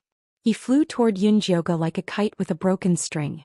Yunjioge used his remaining divine power to form a golden arrow and successfully shot it through his chest. "Ow ow ow." Dummy didn't miss the opportunity. It opened its mouth and spat out countless fireballs at Cho. Senator Cho Sen's face was burned black by Dummy's fireballs. He fell heavily to the ground. "Who are you?" Yunjioge used his moon spirit threads to tie Cho Sen up. He wanted to interrogate him, but he found that he wasn't breathing. "He's dead." Yunjioge couldn't believe it. Zishang walked over and stepped on Cho Sen's body. He glanced at Cho Sen's head and said, "The demonic soul that took over his body has run away." Where did that demonic soul come from? How could it take over a body in this arcane realm? Even Wan Sha's soul couldn't enter and leave the arcane realm freely. You'll have to ask Nangongyu to find out. Zishang rubbed his fingers. He wanted to use demon fire to burn Cho Sen's body. "Wait." Yunjioge hurriedly stopped Zishang and said, "Cho Sen's soul might still be here. Leave his body here first." "You're right. He's a golden core cultivator after all. It's not a bad idea to feed him to demonic beasts in the future." Zishang nodded. It was indeed a waste to burn him like this. You're tuning in to the Zhou Xian's Legacy YouTube channel. Don't forget to subscribe and join us on this journey to catch the most captivating stories.